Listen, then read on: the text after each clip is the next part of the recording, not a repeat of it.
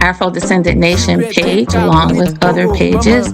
And this meeting is being recorded. Thanks everyone for being here. And we have an exciting lineup today. This is actually part 2 of our united front of people of African descent, Afro-descendants, and Pan-Africans globally.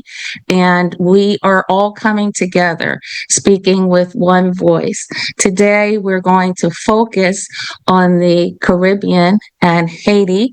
And we have some very powerful speakers with us today. We're going to kick off with the Vice President of the Afro-Descendant Nation. His name is Kamal Muhammad, and he is a passionate leader and advocate of educating Afro-descendants who are descendants of enslaved Africans about our global identity as Afro-descendants.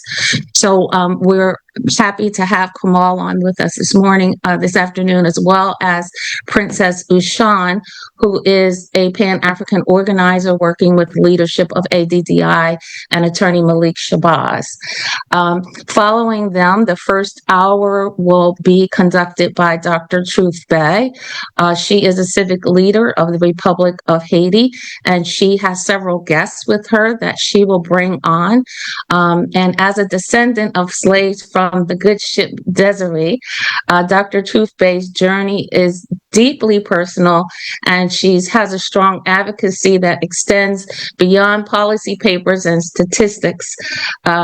She is a policy analyst, and she's focusing on human rights. Her mission is to empower youth globally and prepare them for civic engagement. Following Dr. Bey, we have Mr. Philip Springer. He is the global CEO of the African Diaspora Development Institute and CEO of African Sovereign Indigenous Peoples Alliance.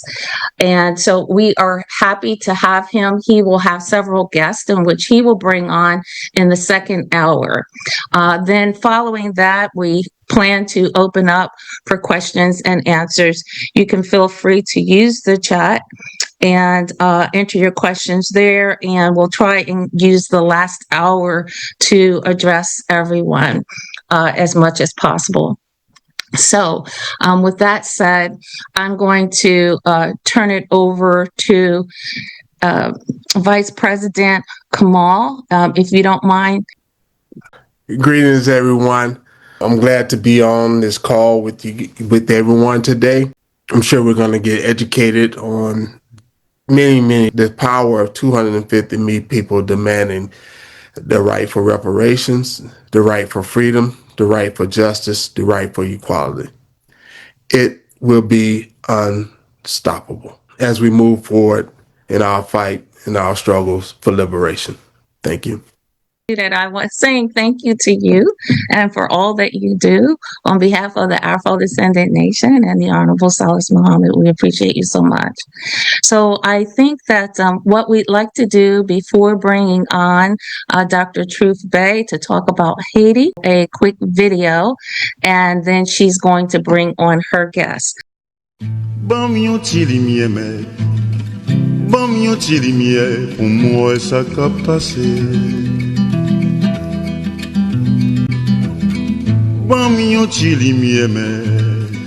yon ti limye souple pou mkawe. Bam yon ti limye men, bam yon ti limye pou mwe sa ka pase. Bam yon ti limye. C'est ça yo qui a tourmenté moi-même. Pour qui ça pas un bon dialogue à l'haïtienne? La crise qui est là, c'est haïtien qui a résoudre. Pas de l'autre monde qui a fait. Après, docteur Tuneb DLP, il mourit. Mais il était toujours parlé de conférence nationale, souveraine, il n'y a pas jamais fait. Parce que il y a des gens qui ont intérêt dans ce qu'on fait là. Constitution 1805 là. Oui, il y a un article là nous pas utiliser aujourd'hui, mais nous avons amendé. Mais constitution impériale, ça, il a fait pays à bien. Parce qu'en pile monde, yo pas d'accord, yo pas comprendre parce que pas oublier majorité monde qui là yo cap dit yo c'est haïtien, yo pas vle Dessalines tout pour vrai. Parce que constitution Dessalines te gen bagay pour pays ya. Et ceci si yo pas de temps assassiné, nous pas tap là jodi ya. Nous quoi dans dialogue. Et nous pour dialogue, nous toujours prôner pour un dialogue. Mais groupe moun sa qui la classe politique ça qui là, yo pas là pour dialogue. Raison parce que yo pas pour Haïti dans cœur ou même avec nous. Classe politique qui là y a fait une exclusion côté que y a dit bandi, nèg azam baladan. Mais son façon pour renouveler le système Jean Lia parce que le système il vient dans bout li. Et écart qui gagne entre moun riche et moun pauvre en Haïti en li trop. Dans le monde entier gagne écart entre moun riche et moun pauvre. Mais Jean fait en Haïti ali indécent. En nous prêt toute solution depuis c'est Haïtien qui sous table. Nous même nous prêt pour nous chita parler avec tout le monde parce que ça qui passe dans le pays là nous pas fiers. Jodi a on focus plutôt sur solution parce que nous voulons combattre la guerre. Nous voulons dialogue parce que nous voulons la paix. Parce que nous voulons combattre la guerre. Nous voulons dialogue parce que nous voulons la paix. The Haiti gang leader is now calling for national dialogue with the government in a move that will help the country cut down on the ongoing unlawlessness. Cherizier, who is best known as Barbecue, criticized Prime Minister, accusing him of not opening dialogue with the G9 family and the alliance that he represents. Let's focus on the solution. The real solution is a national dialogue where every Haitian without discrimination has a right to speak, and that's what the mafia doesn't want. They don't wish dialogue because they want to continue their war. They don't want dialogue because they don't want peace. We want dialogue because we don't want war. We want dialogue because we want peace. Parce que nous voulons la paix. Guys, c'est confirmé. Yo vend Haïti, c'est confirmé, nous pas gain Haïti encore. En pile mon a vu sous terre, mais t'es ça déjà vend. Entendez comment ça est. Nous pas au courant qu'à l'heure actuelle là, il y a des avions qui rentrent en Haïti qui pas identifiés. Personne ne pas compte pour qui moun yo là. Il y a des bateaux qui amarrés dans port nous en Haïti qui non identifiés, d'accord? On ne pas connaît pour qui ça yo là. Gouvernement pas bail explication de ça qui passe en Haïti. Est-ce que nous au courant que tout Haïti est rempli de ressources naturelles? D'accord? Tout Haïti, hein. Là, me dit tout Haïti, c'est tout Haïti. Déjà là, ils commencent avec Port-au-Prince, ils ont essayé de vider moun dans Port-au-Prince pour faire quitter Port-au-Prince parce qu'il y a des ressources naturelles en bas terre. Mais c'est sous tout Haïti. Tout Haïti est rempli de ressources naturelles. Question que t'as posé nous, là, au fin, mettez dehors toute population Port-au-Prince. Est-ce que nous pensons que Mounsaïou va l'arrêter là, il va l'arrêter là? Donc, il y a plusieurs sociétés internationales qui sont en Haïti à l'heure actuelle là, d'accord? Tunnel qui sort de Cap Haïtien, qui est débouché à Floride, qui est déjà fini, il est fini déjà, tunnel là. Et pendant que nous-mêmes n'a pas parlé, il y a beauté toutes ressources que nous gagnons en bas pays. Donc, même question pour nous toutes, en tant qu'Haïtiens, Haïtiennes, qui stratégie que nous gagnons, nous qu'à mettre en place, justement. Déjà, nous connaissons Bill Clinton, la famille Clinton, qui chita dans le pays, et il y a terre dans le pays, et il y a même une mine qui a exploité, mais il y a aussi une mine qui est associée avec les Clinton. What part of Haiti are you saying to yourself, we need more of that? Right. They were a much bigger country. We don't want a marine invasion and occupation of the United States that constantly decapitates governments and takes the money out of the country. And saddles us with we don't want the Clintons debt either. from a revolution. Yeah. Why don't you give back the money? I think it would be a great gesture. Well, because she takes a tremendous amount of money, and you take a look at the people of Haiti, because what's happened in Haiti with the Clinton Foundation is a disgrace. And you know it, and they know it, and everybody knows. thank you, my fellow Democrats. Thank you, my fellow Americans. C'est blanc qui est à l'origine des problèmes, non? Et puis après, c'est moun qui ont mis dans le gouvernement, parce que chaque monde qui passe dans le gouvernement en Haïti, c'est pas peuple là qui mettait le nom. C'est pas peuple là qui mettait les. Parce qu'il faut nous connaître que, avant qu'il y ait une élection, il déjà connaît qui moun yo pas le mettre sous pouvoir pour venir signer contrat qui a fait arrêter dans le pays, exploiter ressources naturelles nous yo. Et t'es allé acheter illégalement, parce qu'on pas qu'à venir, on pas qu'à dire nous achetons terre, côté gen moun qui habite là dans nous, qui propriétaire caillou, sont pas demandés au consentement pour acheter terre. Déjà, c'est illégal. Dans un premier temps. Dans un deuxième temps, si nous avons un vrai gouvernement, chaque chose qui t'a fait sous territoire haïtien, il était censé mettre les populations au courant, mais ça qu'a fait. Il n'est pas fait. Parce que là, il y a distrait nous avec gang capturé mounio. Certes, gang yo a metté on zizani dans le pays, fait couler sang dans le pays, mais vrai problème, non, c'est pas gang yo spécialement. Parce que si nous voulons arrêter gang yo, faut nous couper tête serpent. Si nous pas couper tête serpent, nous te mettre tirer tilapli, nous te mettre tirer barbecue, n'a toujours joué même yo même non encore, qui pourra le revenir. Pour qui ça? Parce qu'il y a sous nous. Même c'est, faut nous chercher vraiment côté problème non yé. Problème non, c'est pas gang. D'accord? Problème non, c'est pas gang. Gang là, l'a tué moun, oui, certes. Mais si nous pas retirer moun qui mette yo là, c'est laver main si yate. Hey, this evening. My name is Dr. Critical Truth Bay for the Republic of Haiti.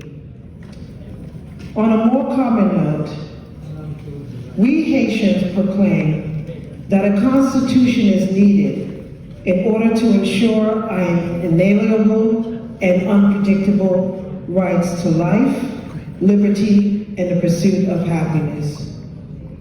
In conformity with the Act of Independence of 1804 and the Universal Declarations of the Rights of Man, Droit de l'Homme, 1948, to constitute a social just, economically free, and politically independent Haitian nation, to establish a strong and stable state capable of protecting the country's values, traditions, sovereignty, and independence. We want to establish an implant of democracy, strengthen national unity, and eliminating all discriminations between the urban and rural populations. We have experienced 2 earthquakes, a death of our president. We have experienced ravage of our natural resources of gold, uranium, iron. We have suffered immensely because we dared to become the first free Black republic. And because of this, we had to pay for our freedom in the tune of at least $120 million to France. And instead of for reconciliation, we have the United States as well, that has aided in non-transparency for our people. I know a lot of people may say, you shouldn't say those things. Well, what else are we supposed to say but the truth? As Haitians, we help everyone. We are natural born revolutionaries. From Dessalines, from Henry Christophe, and now today in 2024, 11.5 million people do not even have a governance. We don't have a president, nor do we have a parliament. The parliament must be 149 members. We haven't seen not even 12. So this year, we're asking for unity, for solidarity with our countries from South America, from Africa, from Europe. We're asking to be recognized as a sovereign nation and to be treated as such. See, a lot of the news and media that you see concerning Jimmy Cherizier barbecue. Jimmy Cherizier was a state police national official. And because the corruption was so bad that he decided to fight for his people, a lot of what is being said has to be transparent. Gang leader, it says, Haiti on fire. Who will save Haiti? Well, I tell you today, the Haitians will save Haiti.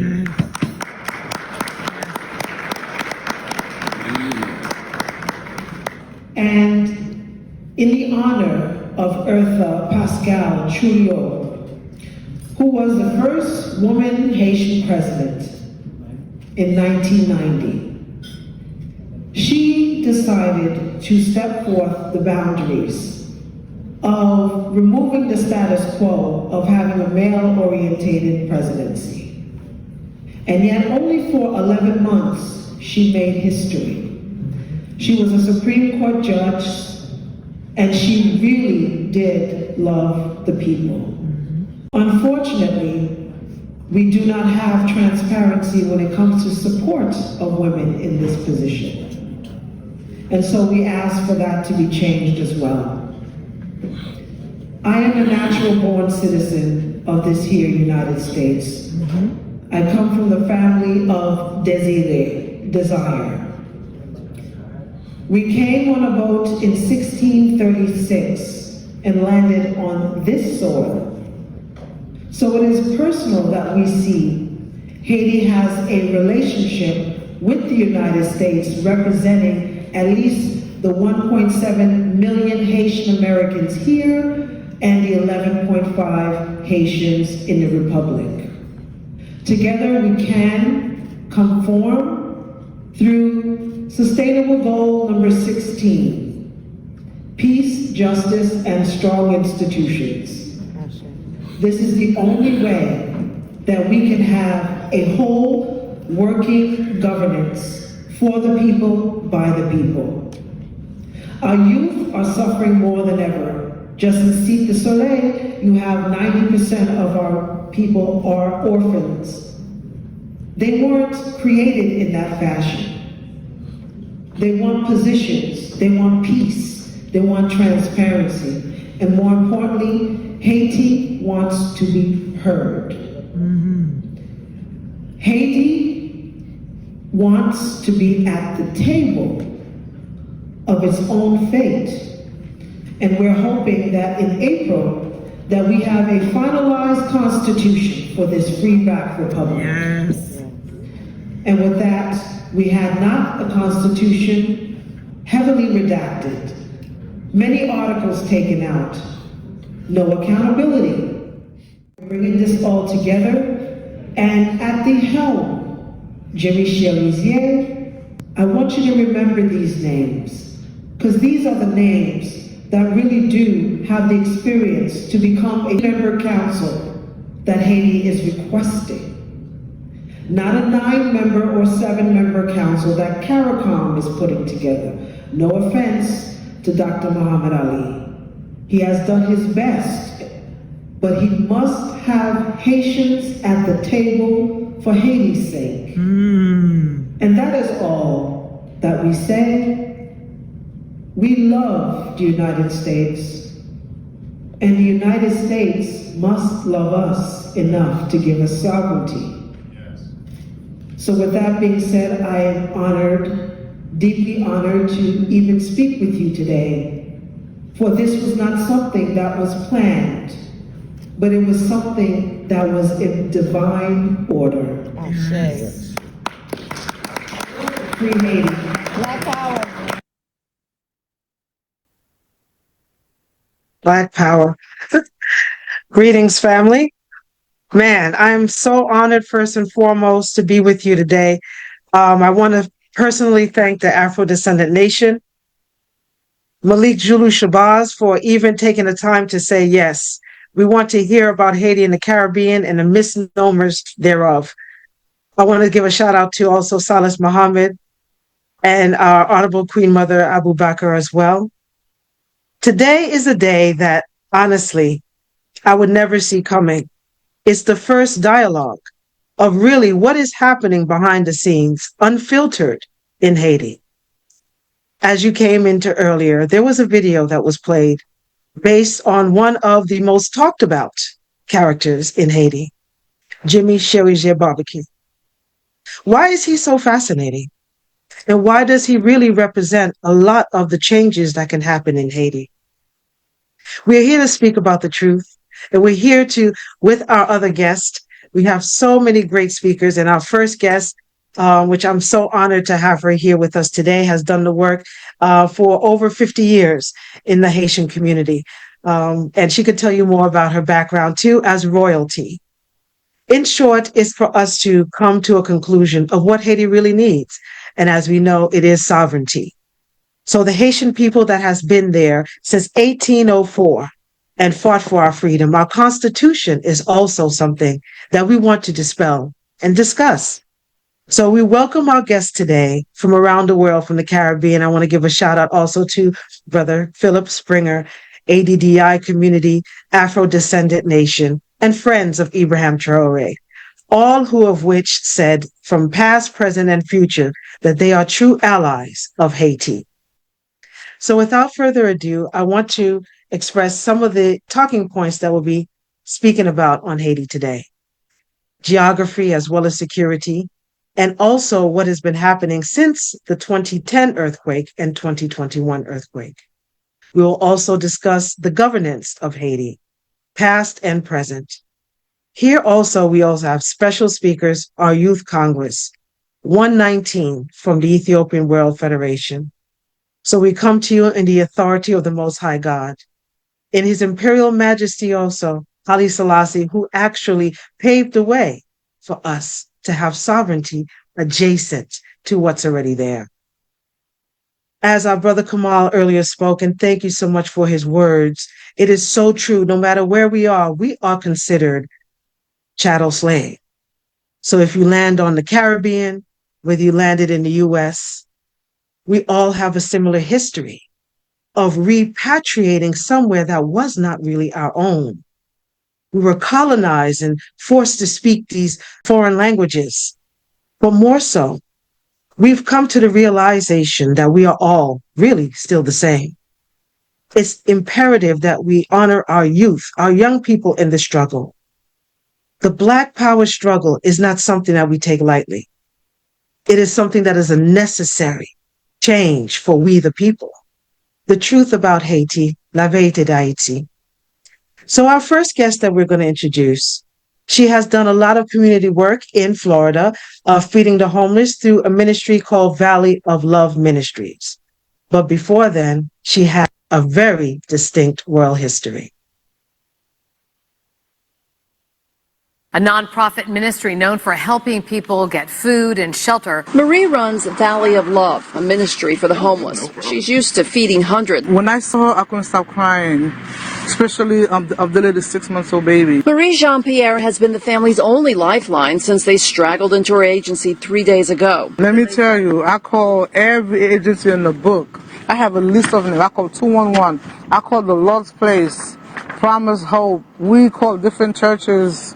They don't have no money. News Channel 5's Katie Johnson joins us now with the details. Kelly, this is the Facebook page for Valley of Love Ministries. It highlights some of the efforts the ministry does for the Riviera Beach community, providing a place to sleep, eat, and find jobs. She's hoping the community will step up and help out.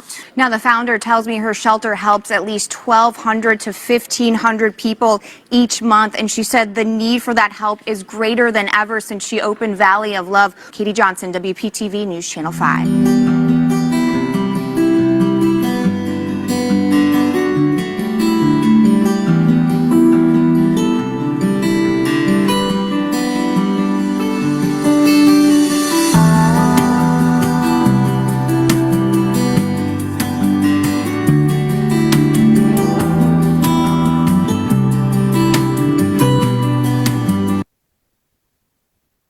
All right, so you see as Mary Jean-Pierre, but her honored name, Queen Mazazi Marie Antoinette. If she's here with us today, we'd like for you to pull up.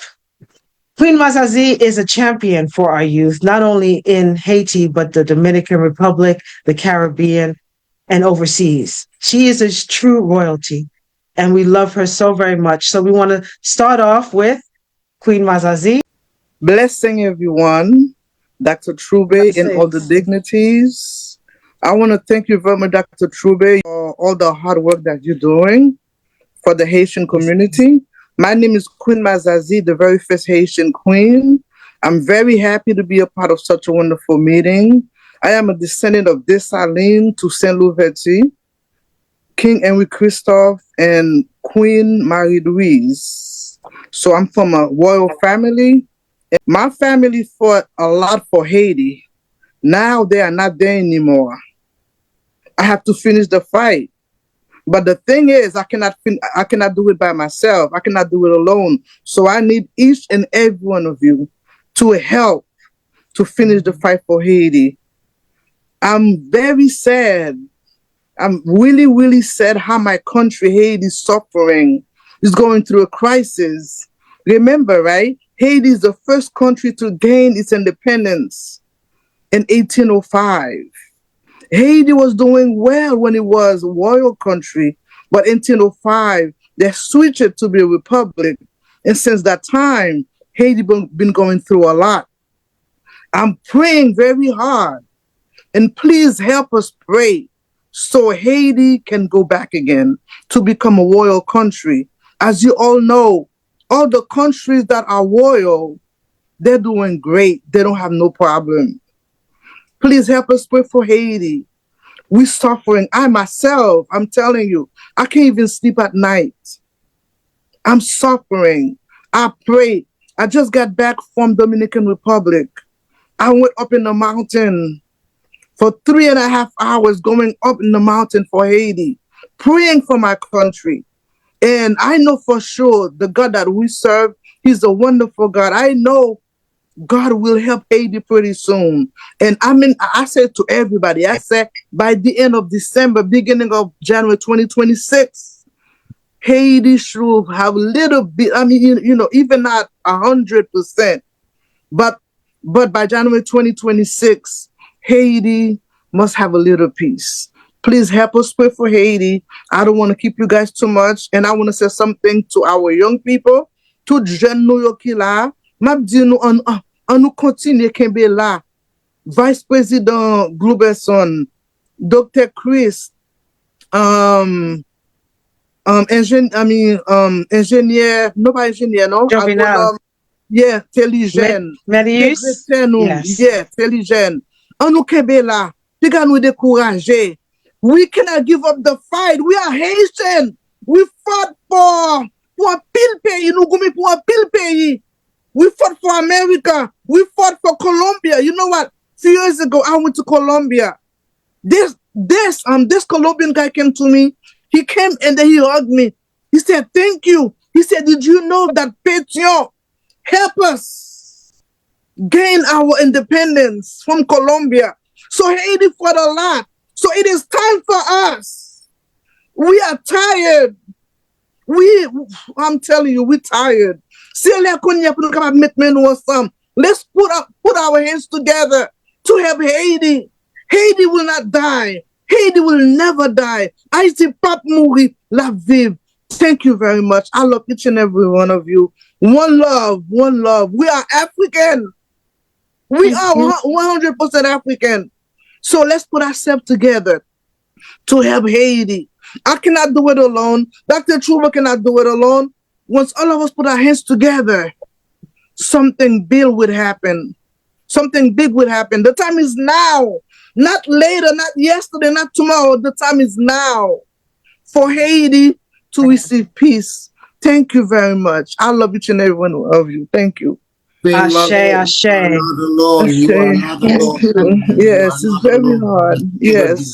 You must never be alone. And Haiti is a symbol of freedom. Yes. In the African kingdom. And we must all stand behind that. I appreciate your appeal. Thank you, Dr. Truthbay.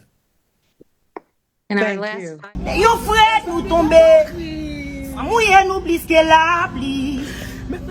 Nous stressé bliske ravi. Si jen yo a pas son marti. Pa mande si ma forme, pa mande si ma vie, pa mande comment nous ye. Frustration qui n'a quoi moi pas senti ma forme morale moi fin crasé. M'baka en forme. M'baka en forme. M'baka en forme non. M'baka en forme non. Yeah. Nous prenons des mettez l'en babal, nous prenons ville gaspiller. Eh, nous la famille n'a crié, image ça yo fen baka. Et Haïti lui-même l'a fouillé, soldats sous territoire, chaque jour vite menacé. Yeah, la vie toute passion à danger, peuple là on l'a dansé pour quoi? Les yon frères nous tomber, sans mouiller nous risquer la vie. Et nous stresser plus que la vie. Si j'aime yo pas son mati, pas demander si ma forme, pas demander si ma vie, pas demander comment mieux. Frustration qui n'a quoi moins pas senti ma forme morale moins. President, tout le monde qui là, I want to give also a shout out to our Haitian youth that are here as well. Salut tout le monde. M'besoin nous, s'il vous plaît, Chris Love avec Louberson, si nous là, m'plaît, remercie nous pour venir là aujourd'hui. Un dialogue d'Haïti qui est très important. Deuxièmement, nous parlons un leader, un carrefour, une madame qui parlait en pile de jeunesse qui là. Madame Sabrina Sagay, si vous êtes tout près.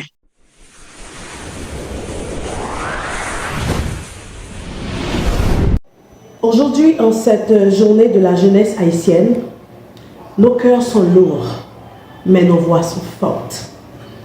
À Carrefour et partout en Haïti, notre jeunesse, notre plus grande richesse, fait face à une plus grande réalité insupportable. L'absence totale de la planification pour son avenir et une insécurité grandissante qui étouffe ses rêves. Les dirigeants actuels ont failli. Ils ont laissé la flamme de l'espoir s'éteindre dans les yeux de nos jeunes, les abandonnant à un quotidien marqué par la peur, le chômage et le désespoir. L'insécurité est devenue la norme, malheureusement, privant nos accès à l'éducation, à des opportunités d'emploi décentes et même à la simple liberté de déplacer, sans crainte pour leur vie. Comment construire un avenir radieux quand chaque jour est une lutte pour la survie? Chez les vrais patriotes haïtiens, nous refusons d'accepter cette fatalité. Nous croyons en une Haïti où chaque jeune a la possibilité de s'épanouir, d'apprendre, de travailler et de contribuer au développement de notre nation. Nous nous engagerons à lutter pour une justice réelle pour notre jeunesse. Cela signifie, premièrement, rétablir la sécurité, c'est la priorité absolue. Nous mettrons en place de stratégies concrètes pour démanteler les hommes armés avec un dialogue pur et sincère, sans aucun intérêt particulier. Renforcer nos forces de l'ordre et assurer la protection de nos communautés, afin que nos jeunes puissent vivre et grandir sans peur. Deuxièmement, investir dans l'éducation et la formation. Nous développerons des programmes éducatifs adaptés aux besoins du marché du travail, offrant à nos jeunes les compétences nécessaires pour l'emploi et l'entrepreneuriat. Troisièmement, créer des opportunités économiques. Nous stimulerons l'économie locale par des initiatives qui génèrent des emplois pour nos jeunes, les encourageant à rester et à bâtir leur avenir ici, chez nous. Quatrièmement, encourager la participation civique. Nous donnerons une voix à notre jeunesse en l'impliquant activement dans les décisions qui concernent son avenir et en l'aidant à prendre en main son destin. La jeunesse haïtienne ne demande pas de la charité. Elle réclame la justice. Justice pour ses droits bafoués. Justice pour ses aspirations ignorées. Justice pour son potentiel inexploité. En ce jour dédié à nos jeunes, les vrais patriotes haïtiens réaffirment leur engagement indéfectible à leur côté. Ensemble, nous allons construire l'avenir que nos jeunes méritent. L'heure de l'inaction est terminée. L'heure de la justice pour la jeunesse haïtienne a sonné. Vrai patriote haïtien.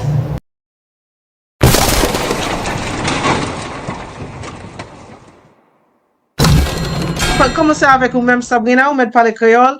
Mission, bel travail qu'on a fait, m'a traduit. Bienvenue. Ok, moi salue tout le monde. Moi c'est Sabrina Meris Massagay. Moi c'est leader dans la communauté côté m'a évolué. Moi c'est un patriote, moi c'est un monde qui aime le pays. Moi en bataille pour que moi fasse une connexion patriotique, un rassemblement de un faible reste, de un groupe monde qui est positif. Et c'est dans la dimension ça que j'ai eu chance de faire connaissance avec Dr. Toujou. Et depuis jour ça, beaucoup de gens me regrettent une seconde que moi rencontré grande dame ça qui bataille, qui baille toute cœur, toute nomni, toute lui-même. Et prier seulement ça m'a fait, c'est prier pour que bon Dieu toujours garder la ville, la sécurité, pour que les cas arrivent et atterrir dans vision li, dans rêve li, qui s'est participé dans le changement pays. Moi content avec nous, si toutefois il y a des questions, moi prêt et puis m'attendais. Merci, son plaisir. D'accord, merci. So one of the things that Sabrina Sagai, she actually is going for a mayorship in a place called Kafu. And she has been working to feed the community in the last 25 years. She represents one of the vibrant women that is working towards a better change for women's rights in Haiti. Sabrina Sagai has amassed, and yesterday was actually her born day, so we want to give a happy birthday, bon fête, for a revolutionary woman. So we look forward to seeing more of the work that Sabrina Sagai, again, and many of our young people who are here, who are working towards the change. Chris Love avec Met Teligène, Bluebell Sun. Let's start bringing up.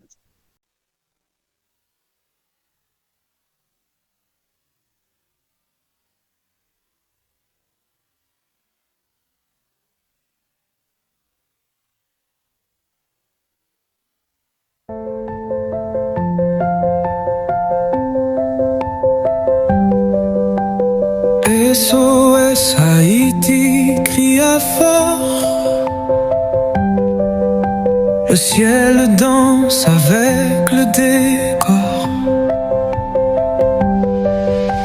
3 millions d'éclats trop fâchés. Des rêves brisés dans la fumée. Leur cœur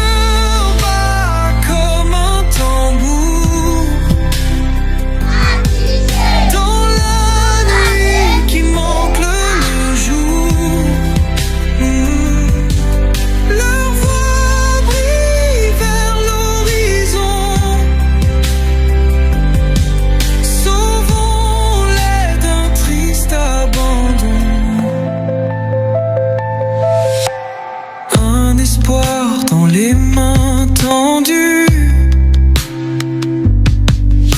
pour des enfances presque perdues.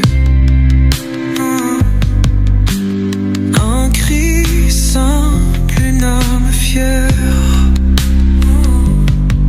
sous les palmiers, sous la lumière. Leur cœur bat comme un tambour dans la nuit qui manque le jour.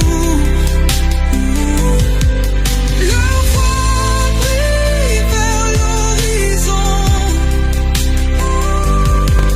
Sauvons-les d'un triste abandon.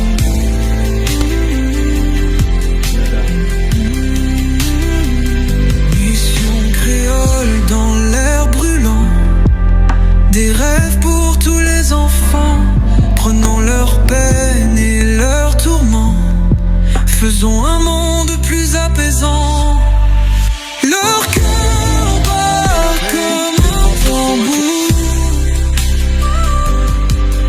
Dans la nuit qui manque le jour.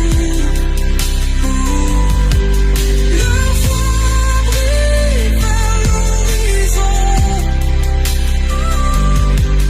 Sauvons-les d'un triste abandon.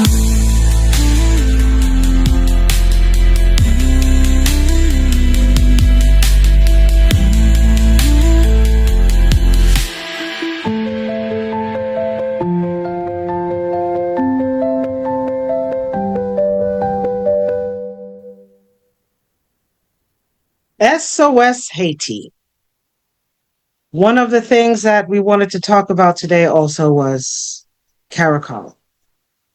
And as we have our guests that will be coming on, the question remains, where does Haiti really stay?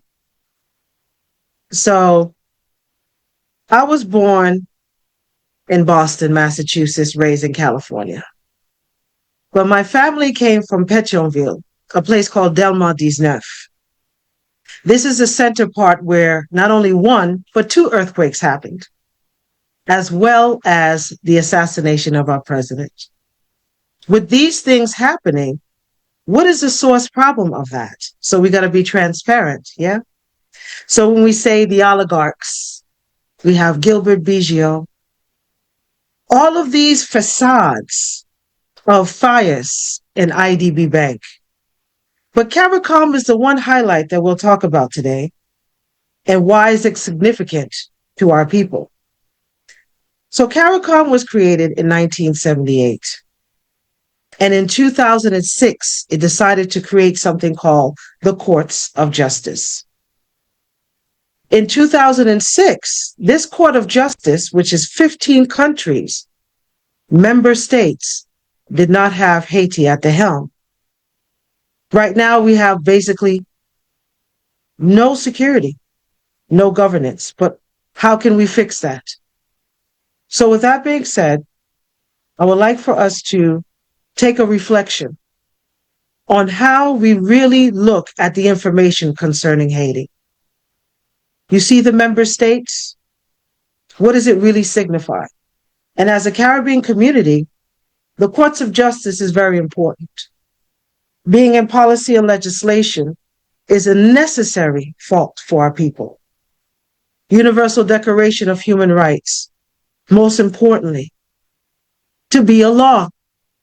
Reparatory justice on a federal level. There is absolutely no other country that has owed a debt immediately in the tune of billions of dollars. But who are the real ones that are holding the oligarchs accountable? Are we turning the other cheek? Or are we facing this head on? When our young people are deprived of basic necessities every day, 2 or 3 days, we say, how did this happen? But when we have Haitian Americans, when we have our Haitian diaspora around the world, there's a way as a unified body to create a system we're going to for people show you that the ask members of for Congress freedom 120, and fought and Congress won. 120, Local 79. So on the screen, our you see the youth 15 Congress member in states of Haiti. CARICOM and the 9 members of the Presidential Council. It was here in Jamaica, in a hotel room, in which the fate of a country of 9 presidents took place. Now in 2025, there is absolutely no voice for the people. And we need to put that together to say, I will give 1% of my resources, time, and income into making sure that the young person who is deprived by the very governance, and for us to work together in a change. This is a vacuum, and where resources are going in and out. But at the same time, what can we really do to change that? Is by you being transparent on where we stand for Haiti. As we move forward, the young people who are working on a governance, a sovereignty, a Congress, and where they want to an effort, put some type of human rights protections for their persons. As we see, majority of our young people, they may not say much, but they are out there. Why do we have guns instead of food? Those are the things that we say, okay, I'm going to see how that changes. But when we don't see the end result, we get definitions of young people crying out for justice. Ba yo prale très mal pour nous là. Mais c'est qui te me dit nous sommes jeunes, m'pa gen aucun côté pour m'aller. M'pa kal ni États-Unis ni Saint-Domingue, m'pa pal ba nèg maltraiter nous. Mais c'est créer condition pour vivre c'est. M'senti m'bouqué, m'pa capable men. L'on regarder pour l'école UP, yo assassiné étudiants pareil nous pas gen aucun côté pour aller. Mais c'est qui ça nous décider faire ensemble avec messieurs, qui pas aucun côté pour m'aller. C'est gen conscience. Et nous, à tout nous là, messieurs, m'pa connaître des fois, messieurs, fait ça pour moi, tant pis, messieurs, m'pa aucun côté pour aller. C'est l'âme qui, messieurs, c'est l'âme qui, messieurs, m'pa faire une bonne, messieurs, c'est l'âme qui, et c'est l'âme qui vivre. Créer conditions. Nous qui comprennent ça, peuple là, et à part souci, en bas, tant que je dis, si on dit, n'a mis des problèmes devant CPT, tout problème était là, là, nous devons CPT, nous devons mettre là. Là, CPT était là, et pas peuple là qui dit, au pouvoir, peuple là, t'es besoin. Je tiens pour te respirer le bac à respirer. Peuple a besoin de tourner la cali, bac à tourner la cali. À quoi bon je tiens pour la petite après 15 mois pour se péter à la vie. 2010, former President Clinton publicly apologized for forcing Haiti to drop tariffs on imported subsidized U.S. rice during his time in office. The policy wiped out Haitian rice farming, seriously damaging Haiti's ability to be self-sufficient. This is the president apologizing at a hearing before the Senate Foreign Relations Committee. At the time, he was the UN Special Envoy to Haiti. We rich countries that produce a lot of food should sell it to poor countries and relieve them of the burden of producing their own food. So thank goodness they can leap directly into the industrial era. It has not worked. It's maybe been good for some of my farmers in Arkansas, but it has not worked. It was a mistake. There's no reason why Haiti should be importing rice. The rice grown in Haiti is much healthier. Ever since this rice has been coming in, there have been diabetes epidemics. People didn't used to have that much diabetes. This is the worst thing that could have happened to Haiti. Bill and I have been involved in trying to help Haiti for many years. We've done things to help small businesses and agriculture. It was a mistake. Right. The point is that they elect Aristide and we overthrow Aristide. Then they elect Jovenel Moïse. Jovenel Moïse is assassinated a bunch of people with American connections, and then we install in 2021, like the United States installed the prime minister that we just ousted. Like, so we could say, okay, yeah, you got to get over the, 200 years ago, but like, we're still doing it. We just made the new government in Haiti in a hotel room in Jamaica. CARICOM's Eminent Persons Group has returned to Haiti. The group includes former Prime Ministers Bruce Golding, Perry Christie, and Chairman Dr. Kenny Anthony. It is accompanied by the Secretary General's Speciation Advisor on Haiti, Ambassador Colin Grandison. The purpose of their return is to facilitate negotiations on a framework agreement to provide a transitional governance arrangement. Just made the new government in Haiti in a hotel room in Jamaica. And then we insisted that whatever government we made in Jamaica had to allow Kenyan troops to come in under the flag of the UN in order to go to war with the gangs. Yeah, I'm not interested in, if it were up to me, I'm not interested in doing anything in Haiti. Like let Haiti be Haiti and take care of them. That's sort of my whole point here. Let them take care of themselves and their own problems. I'm also not saying that there's like never a scenario where we let someone from Haiti into the country. I guess your assumption there was that it is Haitian people that are creating the conditions on Haiti. Whereas what I'm saying is that it's actually the U.S. that has. I don't think you can entirely put it on. Largely. But it's still a country comprised of people, right? But without its own autonomy. At any point in history, when you can go back and look at actual laws and policies that were in place that deprived Black Americans of rights, but certainly now it doesn't exist anymore. Of his officer tasing Micah Washington after he's already handcuffed and he's complying. Right there on the front of the car. Right there on the front of the car. Stay shit. Oh yeah. I'm saying, what you saying, oh yeah, for? I'm not, oh my God! Fuck up! Okay. down, my fault. Oh my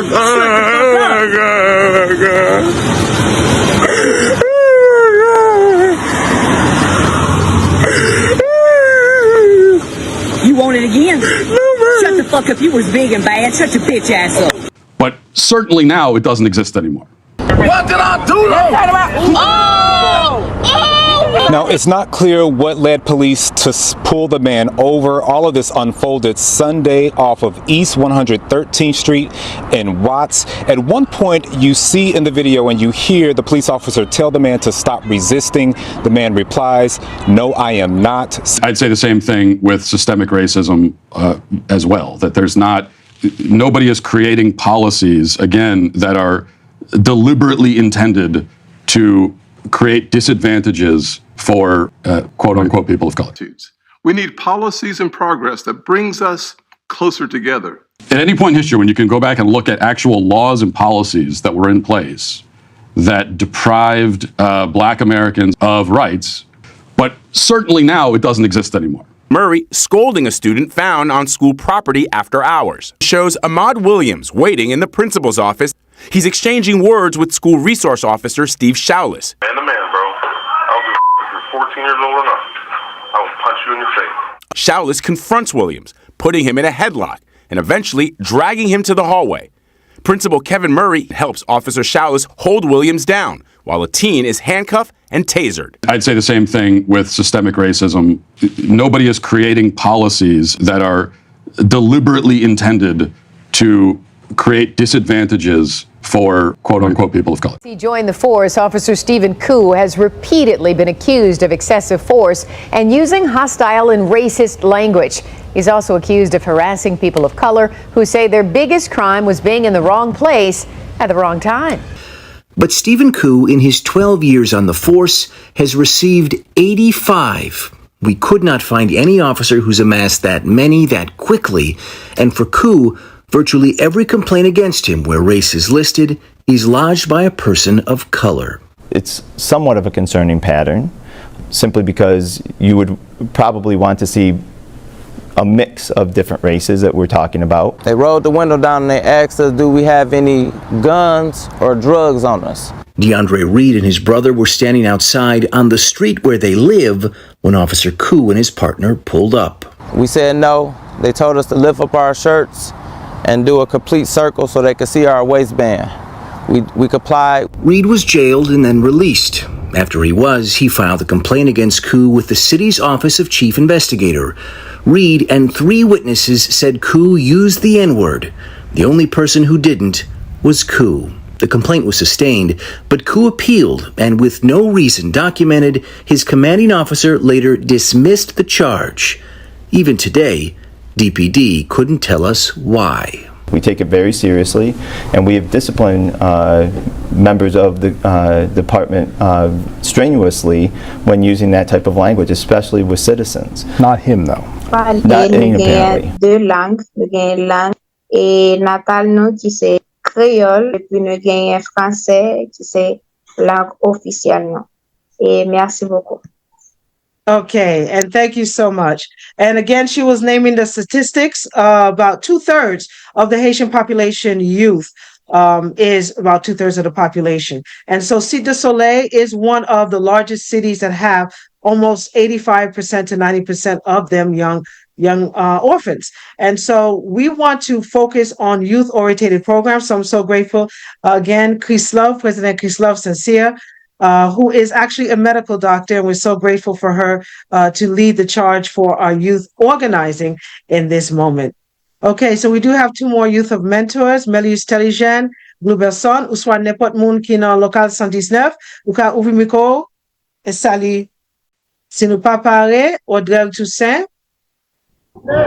Bonjour, bonsoir, dépendamment de qui côté vous écoutez moi. Et sinon, c'est Audrey Toussaint, coordonnateur général Fédération des jeunes visionnaires et congrès central local 119 Haïti. Et je suis vraiment content avec nous dans le moment ça merci à vous.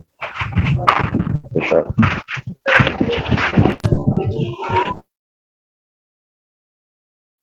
Okay, thank you so much for that, General Odrell. He actually is in Port-au-Prince. You see, it's not easy to have even connections sometimes, but nonetheless, those are some of the things that we'll talk about.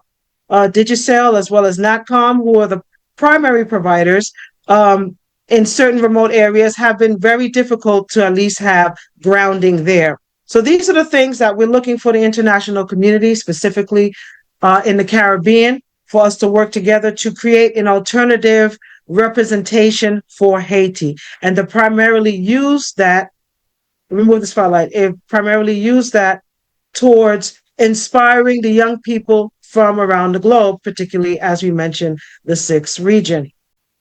We can actually release the mic to our brother Philip Springer, who will open up the second half concerning allies as well as guest speakers speaking on the truth of Haiti. To thank you, Dr. Truthbay, for your very informative and inspiring presentation, and all of your guests. So we want to bring on a special guest before we go to Mr. Springer and his guest. So her name is Princess Ushan, and she is the Pan-African organizer working with the leadership of the ADDI and attorney Malik Shabazz. To the convener, Brother Attorney Malik Shabazz, facilitator and host Dr. Tahida Sabri, to all my Pan-African brothers and sisters, I greet you well. I am Sharon Paris Oshun, and I am representing several organizations, to include the Temple of Inner Peace, our own organization with Theo Chambers and myself. ADDI is a new member, and also the Global African Diaspora Kingdom and IDO International. So my desire in my lifetime is to see all Pan-African people and organizations working together for the unity of Africa, Al-Kubulan, our motherland. And I offer this vision in Mahat: cosmic order, balance, justice, righteousness, and reciprocity. Now, I start with an update on a dialogue with Excellency PLO Lumumba and Ambassador Arikana Kwao, including our very own Malik Shabazz. They have told us that a Pan-African delegation of ADI members in Ouagadougou will meet with the administration of President Ibrahim Traoré, October 26, 2025 through November 6th. The delegation will be coordinated by Ambassador Dr. Arikana, Chimburi Kwao, and PLO Lumumba. During this time, ADI will assist its members seeking citizenship in Burkina Faso and celebrate also, along with PLO Lumumba, his foundation, which will be celebrating 30 years of existence. A separate meeting will take place to include other Afro-descendants, of which Brother Malik will provide further details as things develop. So I hope we all could go to that. And now a word about the Temple of Inner Peace, followed by the IDO Network International and its sister organization, the Global African Diaspora Kingdom.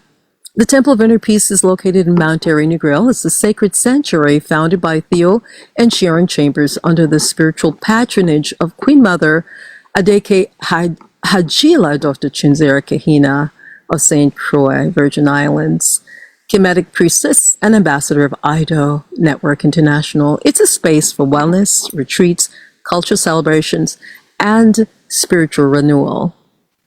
Our annual calendar of events includes United Nations Women's Day in March, where we align with the global call for gender equality and empowerment. A Queenology meets Rootology Lifetime Achievement Awards, which uplifts phenomenal women whose work has advanced culture, leadership, and community life.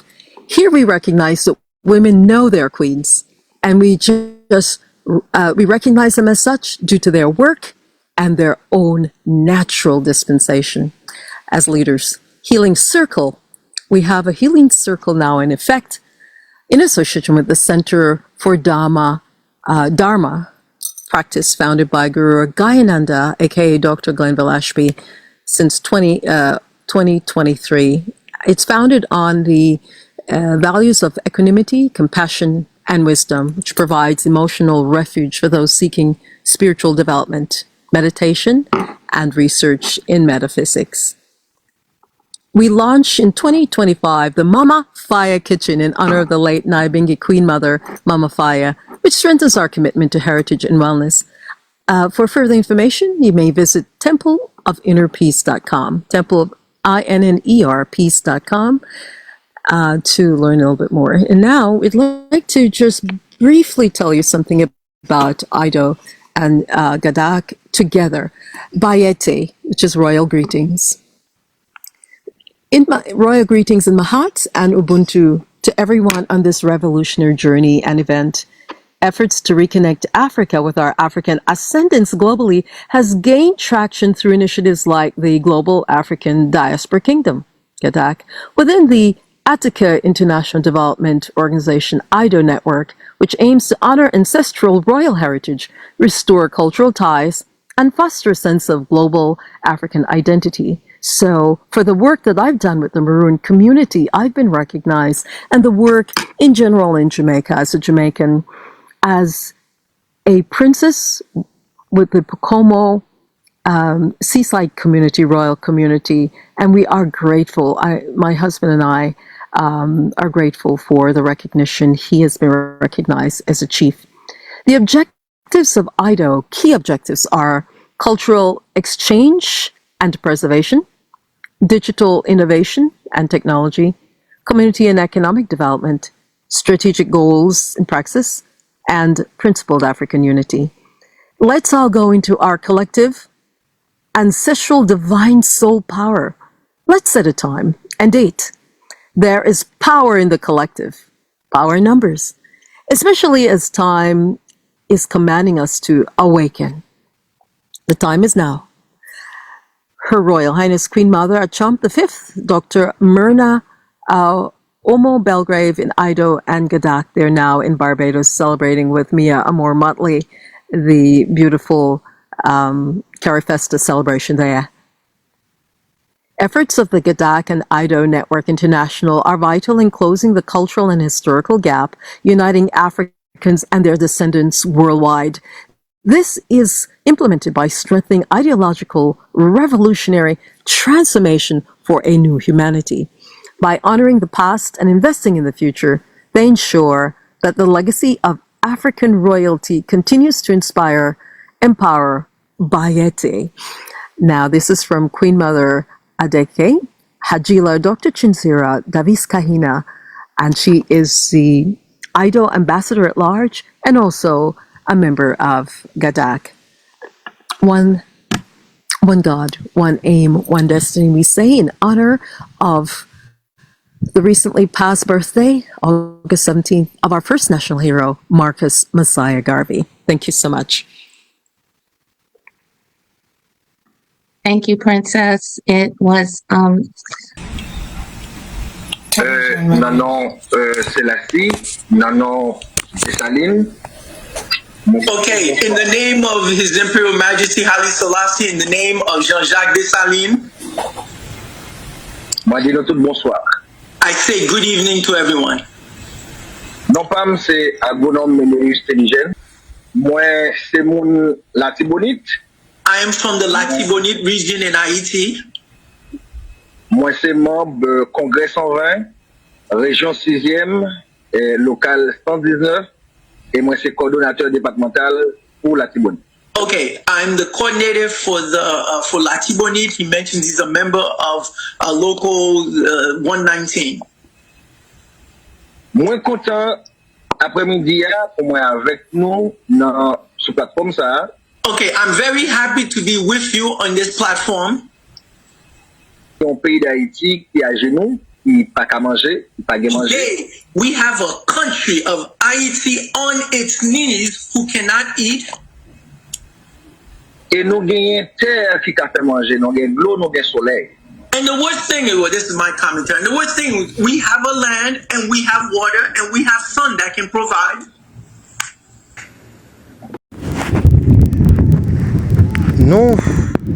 Nous c'est toujours coupable. Nous avons production manioc, nous avons production banane. Et nous avons regardé si nous sommes capables de produire piment, légumes, pour nous avancer. Maintenant, l'espace côté nous est là. Si moun yo ap gade et espace ça avec espace ça qui l'autre bois après c'est des bagages différents parce que espace ça lui même li gen technicien sous lui mais ça c'est agriculteur qui a fait tirer fois avec main pa et yo besoin encadrement, yo besoin accompagnement et mais pourvu que l'état pas accompagner yo mais nous même au niveau et local 119 et nous toujours prêts pour nous encadrer tout paysan ça. C'est important mais nous avons fait le bagage. Tout pays qui peut pas manger tête li manger esclave. But any country that cannot feed itself is a slave. Et jodi si moi présent dans militant comme agronome. Today, if I'm in the middle here as an agronomist, parce que moi je voulais mettre expérience moi au service de coopération. It's because I want to give my service to cooperate for this great deed. Expérience moi veut dire qui ça? Moi j'ai expérience dans produire manger dans pays. What experience? I have experience in making food, in producing food. Depuis 10 l'année, je travaille avec agriculture. For 10 years, I've been working in agriculture and agriculturalists. Avec jeunes. With the youth. Et moi j'ai une spécialité dans l'économie rurale. El poule, pas quitter grand moun nan al nan manger poule congelé, pied poule pourri. Économie rurale, économie en dehors. Oh, I've experienced with economics, outside economics, external economics. Today, moi voulais mettre expérience et capacité au service de Fédération Éthiopie. Today, I want to use my experience. I want to give. I want to serve the EWF. Parce que nous voulons gagner une indépendance la caille pour nous prendre soin de tête nous pour jeunes évoluer tant que nous. For the obvious reason, we want to be independent. We want to help our youth, direct our youth. That's why I'm involved.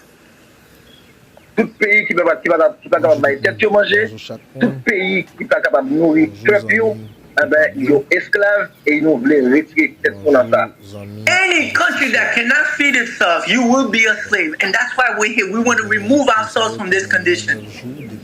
Et toute volonté ça aller réunir en et tout objectif ça yo réunir en vision Éthiopie. And all of this falls under the guidelines, under the vision of EWF. Et moi décidé de respecter tout principe. Okay, and I've decided to respect all the principles, all the aims and objectives of the EWF. Merci. Et travaille de façon à ce que tout pays noyau unis ensemble comme ça. And he says for us to get out of this condition, all black people, all Africans have to come together and unite. Nous revenons dans dimanche pour nous déclarer devant le monde que Black Power, noyaux sont puissants.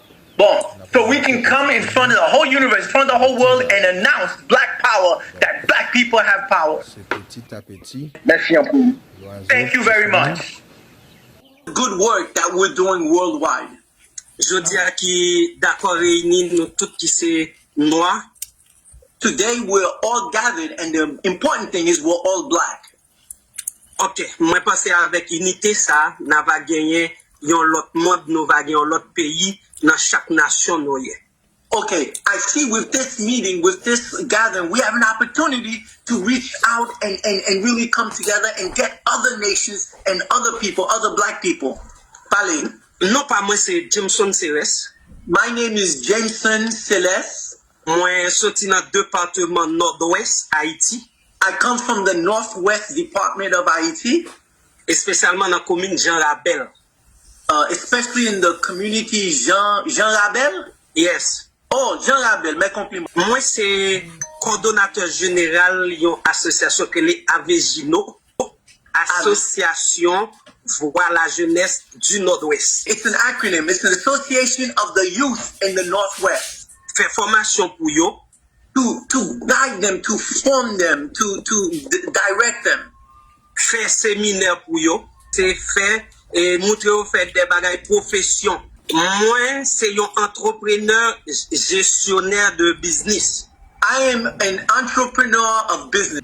Moi, fin tande et moi comprendre rôle fondation.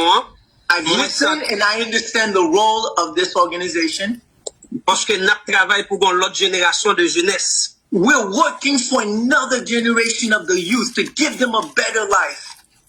C'est l'objectif ça qui pousse moi à venir candidat. This is the objective that has pushed me, that has encouraged me to be a nominee. Non objectif pour me capable continuer à avancer avec développement que nous avons fait avec jeunesse là. This is the same thing we're doing to continue the development of the youth. Because moi pense que avec unité ça qui fait dans fondation ça, because I feel with these initiatives that's in this organization, li ka permettre que nous gagnions l'autre développement en Haïti. Oh, this will allow us to get another development and improvement in Haiti. Li ka permettre nous créer des écoles professionnelles. It gives us the opportunity to create professional schools. Il ka permettre nous gagner des l'hôpital. It gives us the opportunity to build hospitals. Il ka permettre nous faire des constructions. It gives us the opportunity to do construction. Il ka permettre nous gagner des logements pour ti grand moun yo. Oh, and especially senior citizen homes. Li ka permettre nous voyer des ti moun vulnérables qui pas à l'école. We can have an opportunity to send underprivileged children to school. Parce que c'est travail ça que n'a fait en dans département. Because this is the work that we're doing right now in these departments. Okay, merci. Thank you. Mr. Springer. Greetings. Thank you for the greetings, sister. And could you also enable my Chief of Staff, Dr. Wayne Several, as well, please? Thank you. As he'll be introducing some of the guests. Okay. Greetings to everyone. All protocols being observed. My name is Philip Catlin Springer, CEO of ADDI, as well as ASIPA, the African Sovereign Indigenous Peoples Alliance. We are primarily consistent of Caribbean ascendants, and we grew out of the ADDI family, which we are a part of, but with a distinct purpose of highlighting the issues that are indigenous to the people of the Caribbean and the sixth region and their ascendants, sorry. I am a freedom fighter in the spirit of the Honorable Marcus Garvey, Sylvester Williams, Honorable Fidel Castro, the Honorable Forbes Burnham, Walter Rodney, Errol Barrow, Dr. Arikana Chiambori Kwao, Julius Malema, Jacob Zuma, Captain Ibrahim Traore, and many, many more whom I will not name here today, but I think I've gotten my point across. I want to reinforce at this time a very significant initiative or idea that I think is so critical right now, and that is that the Caribbean should be a zone of peace and should remain a zone of peace. Given what we see currently happening in this region with the United States sending a fleet of ships to surround Venezuela, which looks like an imminent invasion of Venezuela. We stand with the people of Venezuela, Cuba, Haiti, yes, and the people of the Sahel. And we will also call for a hands-off policy in order for us to have self-determination. It is no longer acceptable for the United States of America or anyone to interfere with indigenous concerns of the people of the Caribbean, South Latin America, and Africa, for that matter of fact. I state here categorically today that any impending invasion or regime change in Venezuela is a violation of the sovereignty of the people of Venezuela. We have an elected government, whether the United States approves of it or not. It is an elected government, and it should be honored and recognized and allowed to carry out the will of the people. We stand also in support of Haiti on the grounds that for so many years now, Haiti has been kicked around like a football, and the United States is also guilty and complicit in the abuse of the people of Haiti. And that is one of our CARICOM, that's one of our members of the Caribbean states. I say this because Haiti, for too long, has been abused by all and sundry. And it is time for Haiti to be able to receive and to enact the sovereignty that is God-given to her and her people. We at ADDI and at ASIPA, we stand with our brothers and sisters in Haiti. I also bring the attention of Cuba, who has for more than 50 years been marginalized, embargoed, has been put through tremendous infringement. And it is not acceptable anymore.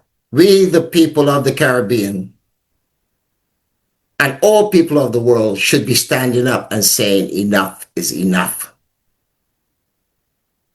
I stand with brother Captain Ibrahim Traoré in the Sahel, AES countries, and we say, Captain, you are doing a wonderful job of representing your people, all the people of African ascension all over the world. We celebrate you. We applaud you. We stand with you. And we will be there in another month and a half, as mentioned before by the previous speaker, which will be our second visit to Burkina. And we have made significant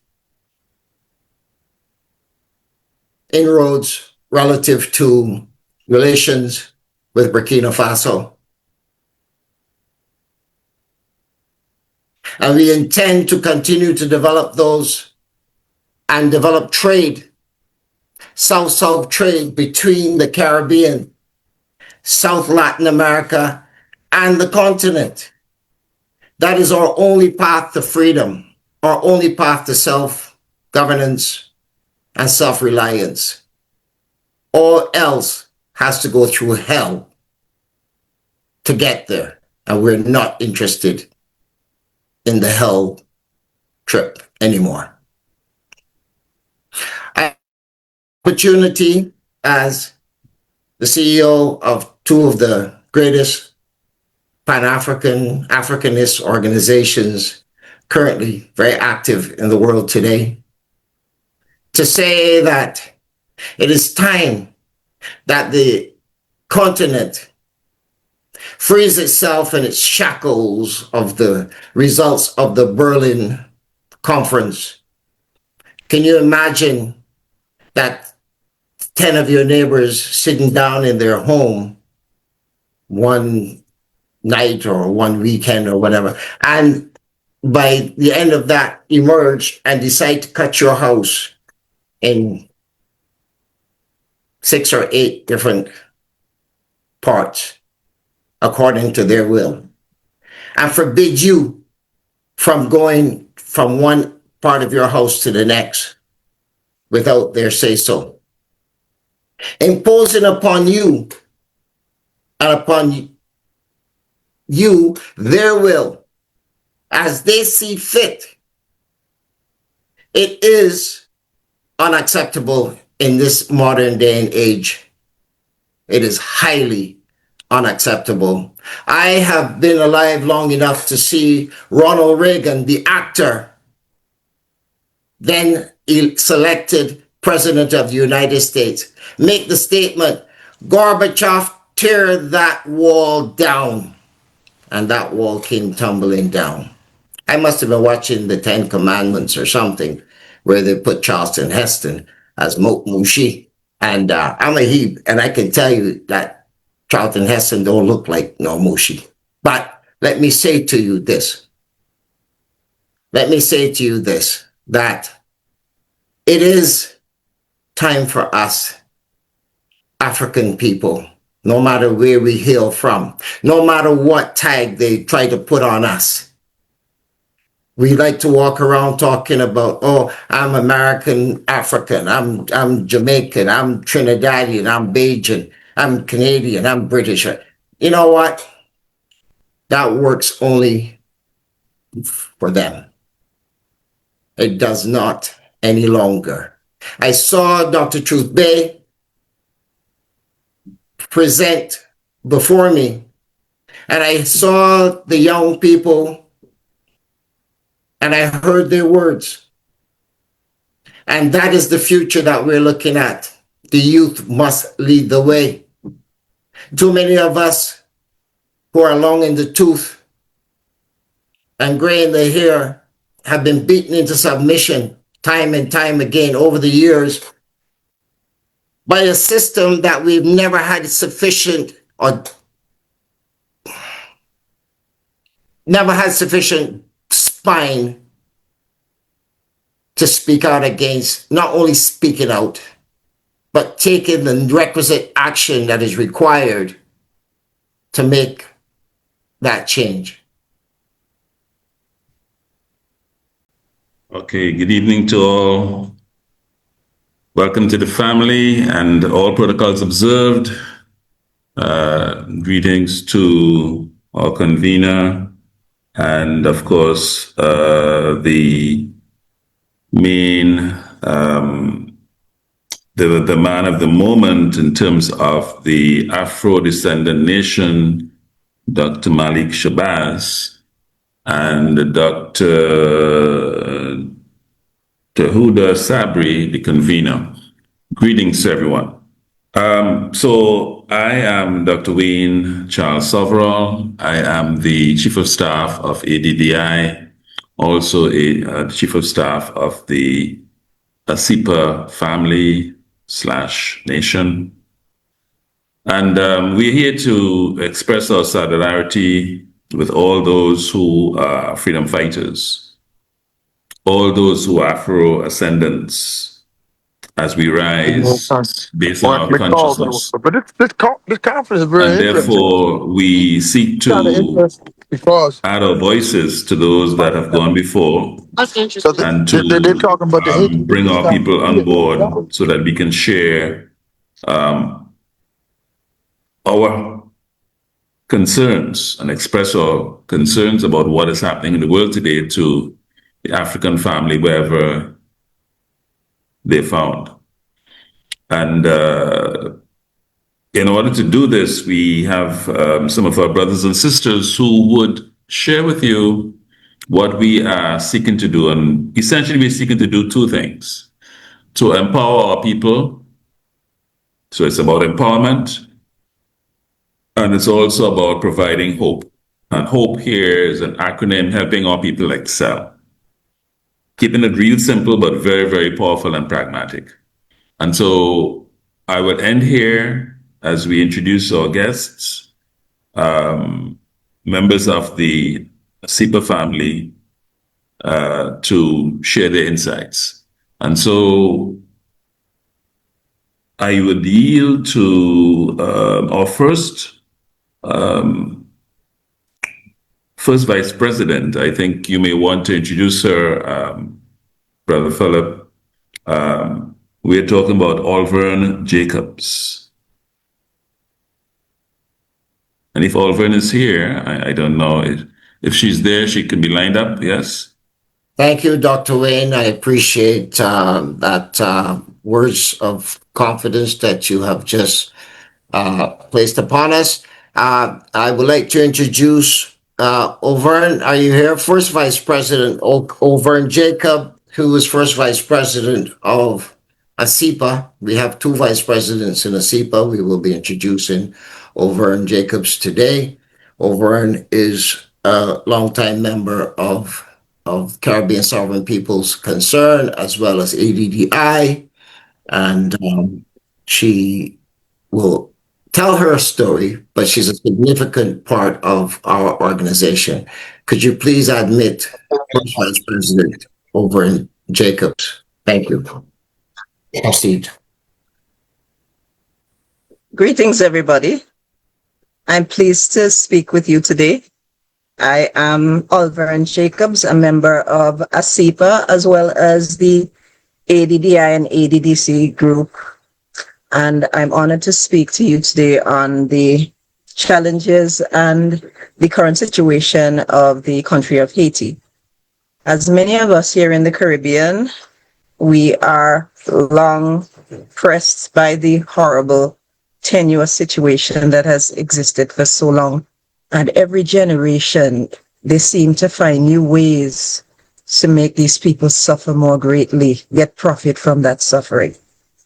We often forget that we have our own freedom because of Haiti. For many of us, we exist because of Haiti. My ancestors left long ago. And for many of us, we are ignorant of the fact that so did yours. It's very likely that many of yours did as well. Those who are in Louisiana in the United States, you're very likely the descendants of Haitians as well.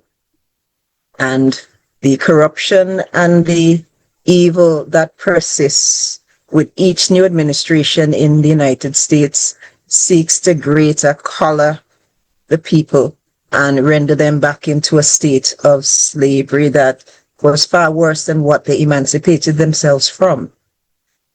We know that this is a new era with new challenges for our people. Every generation, we see new challenges, new definitions as they seek to restrain and divide us against ourselves. The misinformation campaigns, the degradation of our culture and our people. They seek to separate us. They seek to rewrite history.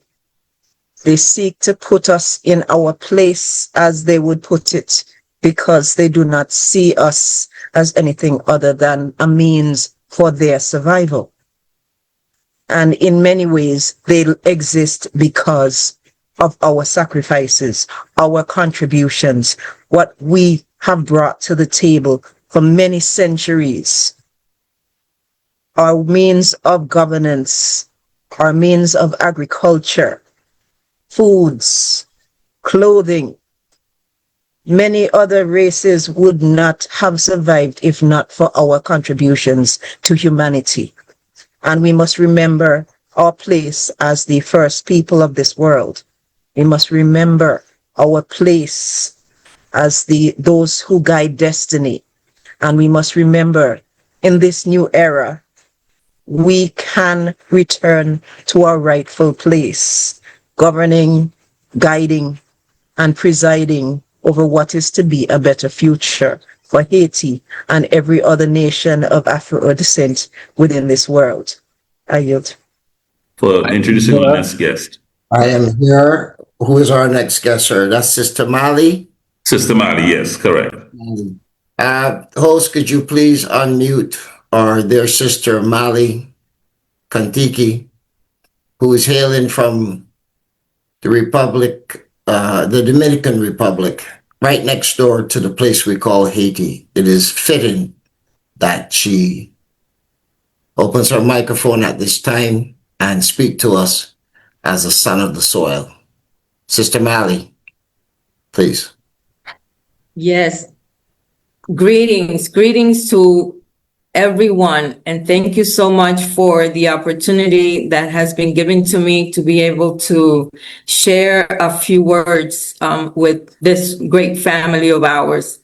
As a member of ADDI and ASIPA, I come to you with my greatest passion, which is unifying our family.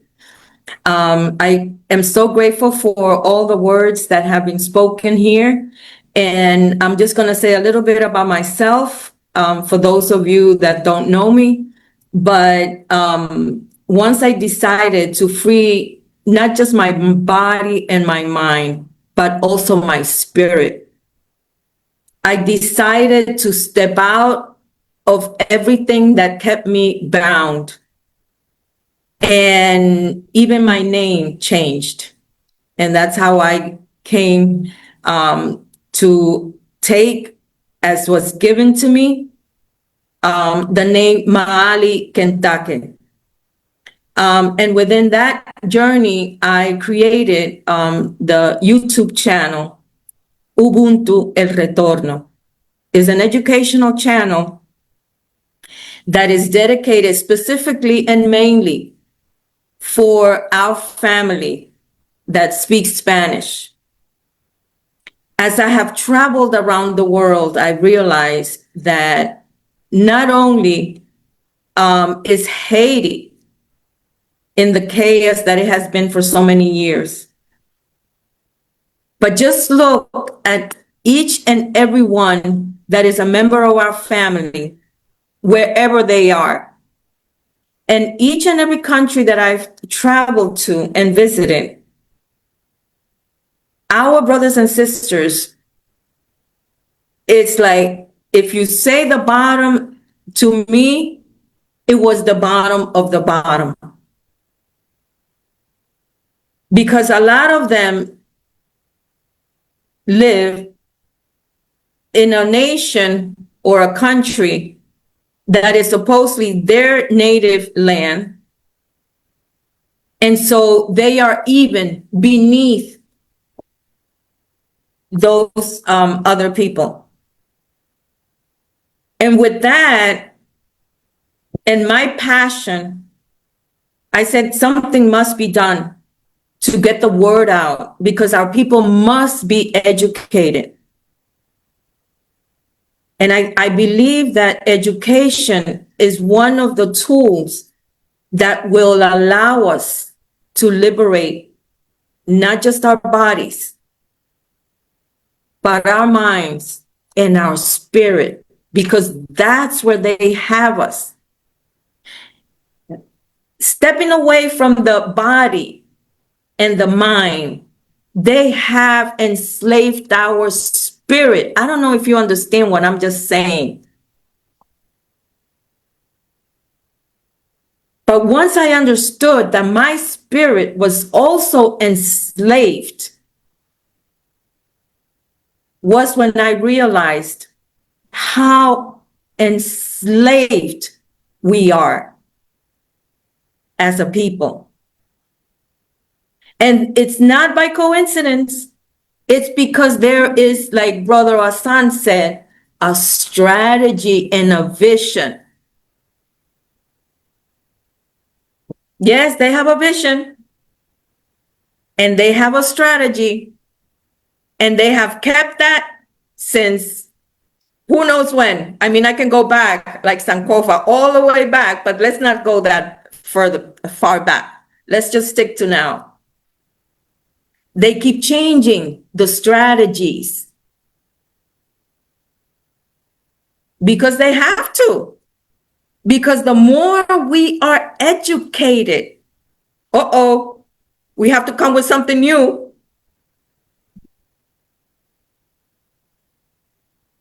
My ancestors fought in the revolution of the island.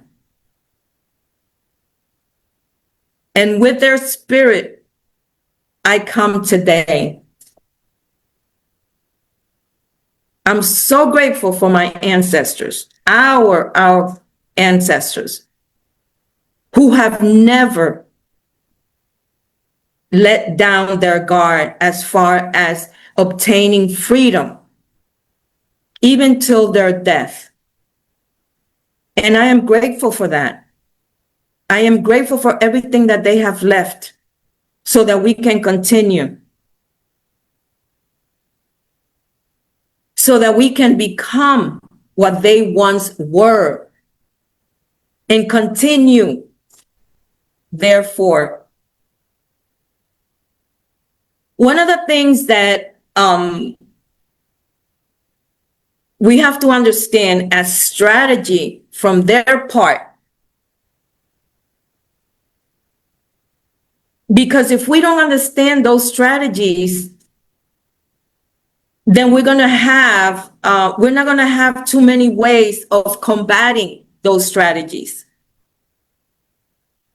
And of course, we know, Brother Philip mentioned the Belfort Accord, but listen, even in the entire globe, they have kept us divided.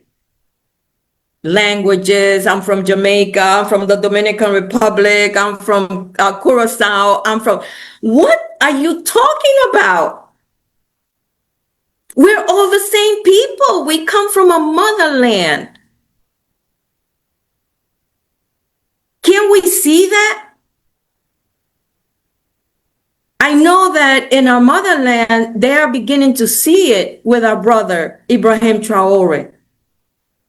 Now it's about time that we in this part of the globe begin to see it. We are one people and they divided us. So now we know their strategy, and what are we going to do about that? We've seen other strategies and we know, okay, the United States, France, Europe, okay. But have we thought about other people? The Arabs. Have we thought about them? I mean, they colonized our motherland too. It wasn't just the Europeans. And they colonized it prior to the Europeans. So let's go there. Let's go there. Let's visit that Sankofa time. And look at where they are already. Our people here, the brother that spoke at the beginning about identity, we cannot even identify as Africans. We can't even do that. And yet we're fighting for a revolution. No. The famous word, I'm Dominican, I'm not black. Really?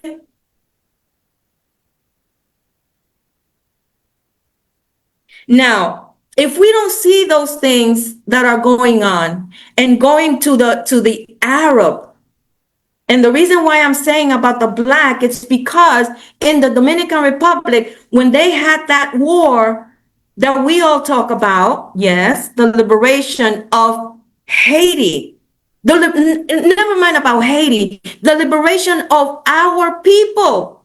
What happened to my family? Huh? They were all once the same family, and now you separate us and you tell me I'm Dominican. Well, my brothers and sisters are Haitian. You see the strategy?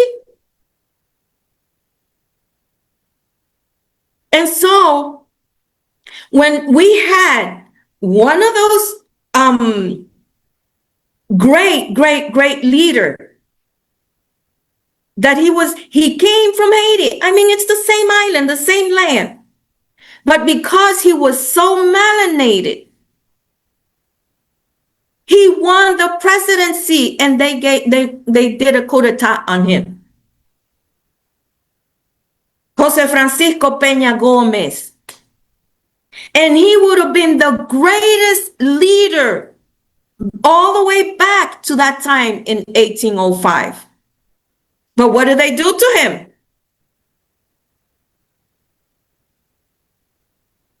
And never ever, because that was one of their strategies. When Napoleon said, never ever will they be able to do that again. I'm just paraphrasing, but you can look up his words. That's one of their strategies, to not allow us to do none of these things, not even think for ourselves.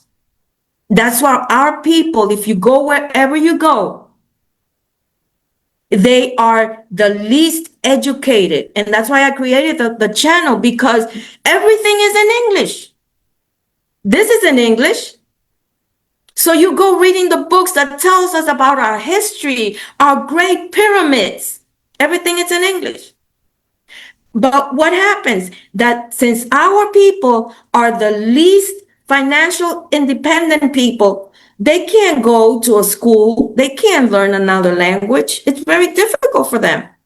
They barely can get food, let alone a different language. So I said, you know what? I'm going to bring education to our people. How can I do it? Well, you know what? I'll create a YouTube channel. And lo and behold, that's how I created. But going back to the strategy, nobody looks at the Arabs.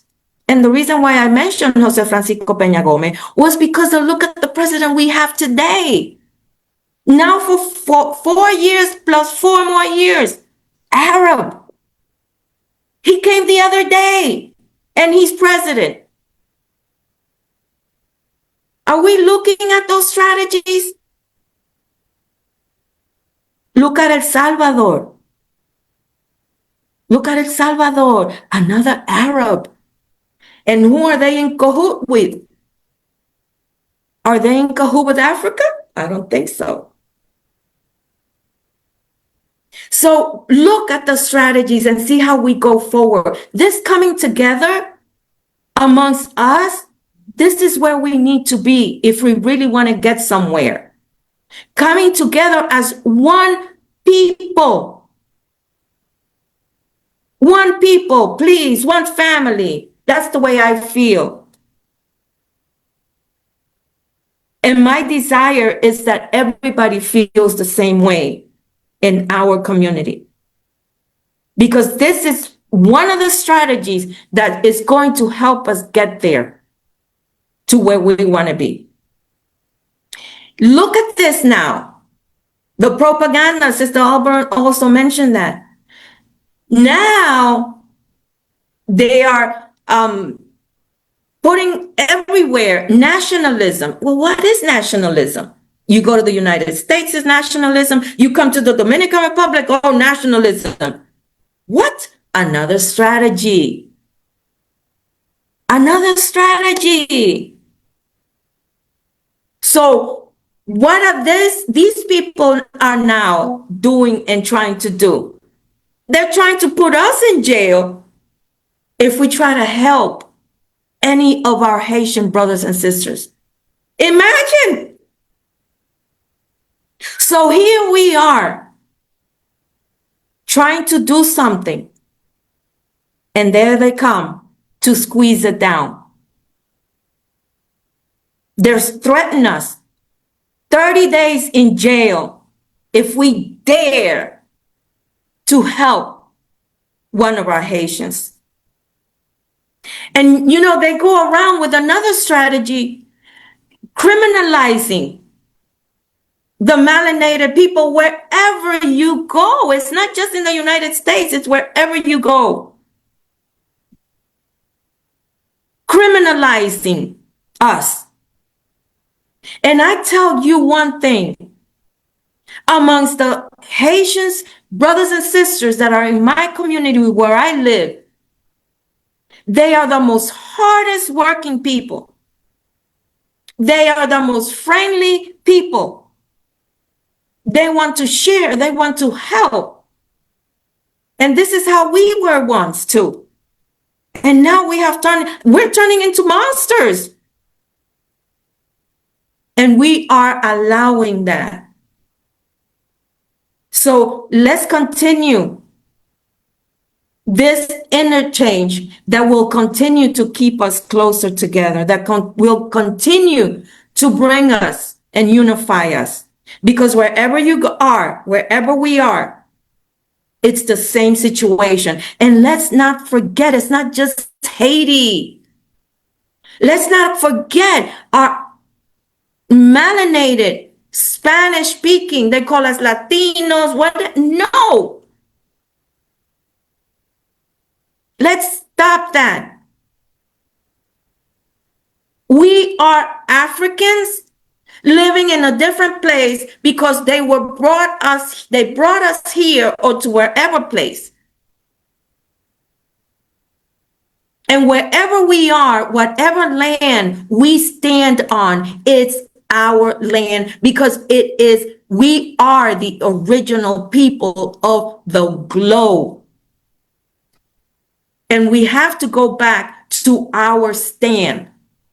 We gave it away. Yes. While our ancestors fought, we have been giving it away. But it is time to stop. It is time to stop and look inside of us and see what is it that we're doing to each other and to myself. And say enough is enough. We have great people. I mean, look at the precious, brilliant people today. I'm pretty sure something can come out if we unite. And let us not forget those Spanish-speaking brothers and sisters that are worse than Haiti. And I tell you, because they don't even have a land. At least we're saying Haiti or Haitians have a land. These other brothers and sisters don't even have that. And they don't even know they come from Africa. They cannot even identify to the motherland of Africa. So let us remember them as well. It is time that we leave everything aside that have been programmed into us to keep us and maintain us divided.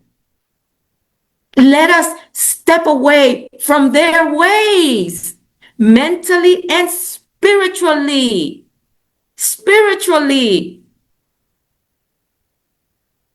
so that we can be completely free. And with that, I gratitude for your time, and I yield. Thank you, our Queen Sister, Mali Kontiki. We thank you for those words. We see the passion. I know the passion that exists within you. And you could probably go on for another half an hour to speak about the plight of a people that is so often overlooked, our Spanish-speaking brothers and sisters from here in the Caribbean. It is with that passion that I brought you here today as a member of the ASIPA government, as well as a member of ADDI, the African Diaspora Development Institute. Dr. Wayne, I believe we have our Princess Deborah Williams next. Is that correct? Absolutely. And Queen Deborah, Princess Deborah, is one of our young advocates, one of our young persons who is though being from England, born in England, Caribbean extraction, and looking for those roots, clearly identifying with her African ancestry. And so we want to welcome Deborah to the mic to share with us what she feels as a young person in this space where we are trying to reclaim that identity. I yield to Deborah Williams. Deborah, the mic is yours. Greetings, everyone. Greetings. I won't be too long. Just to speak on a few matters that I think the youth, especially this my generation, where their mindset is at. And I know it's different according to demographic. I'm born and raised in London and of Caribbean descent, was brought up as a Caribbean British person. So with both cultures intertwined, third generation British as well. And but the trend that I'm seeing for my demographic as a whole is a wanting to return, a desiring to be more involved. Yet there are certain obstacles on mindsets. I say that in a weird way, we're more individualistic in the sense of everyone's looking for their own goals and plans and achievements. But there is a collective sensitivity that we have also towards each other and calling out what is right and what is wrong. And I guess the youth tend to be that. So just to speak a few facts, they say The Voice UK stated that 33% of Black Brits, young Black Brits, desire to relocate back home. 33% of us.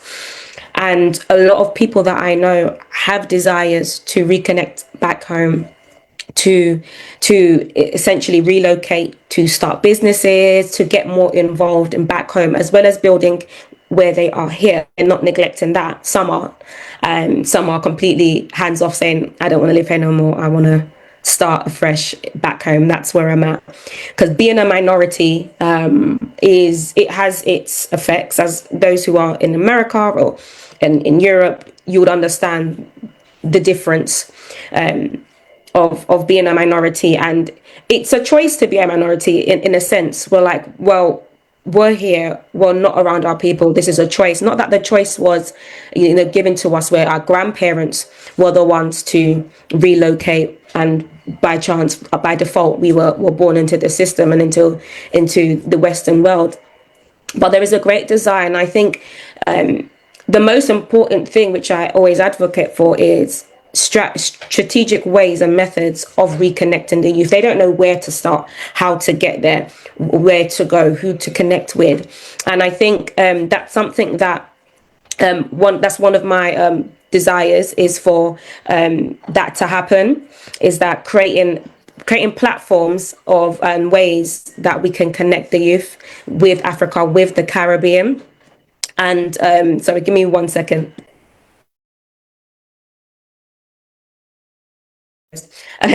So I just let my mom, she knows she's in the video, but she knows. So that's one way I do have hopes of doing that and reconnecting them, creating platforms like Exodus One and different things to say, this is how we can get involved. This is how we can participate. And the other thing is, especially when it comes to the Caribbean, Africa is reversing the role of welcoming the diaspora and knowing that regardless of the 400 years of history and disattachment, that they are welcoming back. But the Caribbean isn't quite doing that yet. Some governments are, where they're saying, actually, if your grandparent was of Caribbean descent, you can still get a passport. You can still be connected to the land. And unfortunately, some aren't. And it's amazing because they want to bring their skills. They've got educated. They've built their crafts, their skills, and they want to be hands-on in the development of our nations. But it's just that's something that's also, I find, a lot of people are having a difficult time with. So I think conversations definitely need to be had amongst the youth more on actual ways of being involved. We tend to hear the same things of our history we were taken, and we know where we are. We know our history, but instead of looking in the rearview mirror, we need to start looking ahead, not only speaking about the atrocities and the barbaric behaviors that was done against us, but we need to say, okay, now that this has happened, what are we going to do about it now? And I think that's what the youth, there's a difference between the youth and the generation prior to us, is that talking about it and talking about what has happened and what is happening isn't solving this, getting the solution. We're talking about the problems which we need to acknowledge. we do need to acknowledge, but I also think it's the people who need to acknowledge it more are the Caucasians, are the whites, are the Europeans, because us as Black people, we speak on this quite a lot and we know what's happened to us. It's not something that we keep on need to repeating. I think we need to also talk about solutions. Okay, now that this has happened and we've acknowledged the hurt, we acknowledged the trauma, and we acknowledged so on and so forth. What can we do? How can we get more involved? And this is why Ibrahim Touré has been a beam of light the way he has been, and he's the attention of the youth. Everyone is really everyone. I don't know anyone that of menelated tone that is against Ibrahim Touré, but it's the youth that are seeing that he has created a solution, not just, oh, we have corruption in African, states or in this or that, but he actually has become a solution. And that's why the youth are so, they're engulfed with this, and it's created so much hope in Africa, where so much people are like, I want to even go to Burkina Faso, especially African Americans. They're like, I want to go to Burkina Faso. Not that Burkina Faso is the most stable economy in Africa, but yet they see the hope and they see the change and they see the solution that Ibrahim Touré is having. So as much as we need to speak on such topics, but we also need to speak on solutions. We spend hours speaking about problems, but we need to spend hours coming together and finding solutions and actually speaking and getting the youth involved in it. And I think if we led with that, I think we would get more youth involved.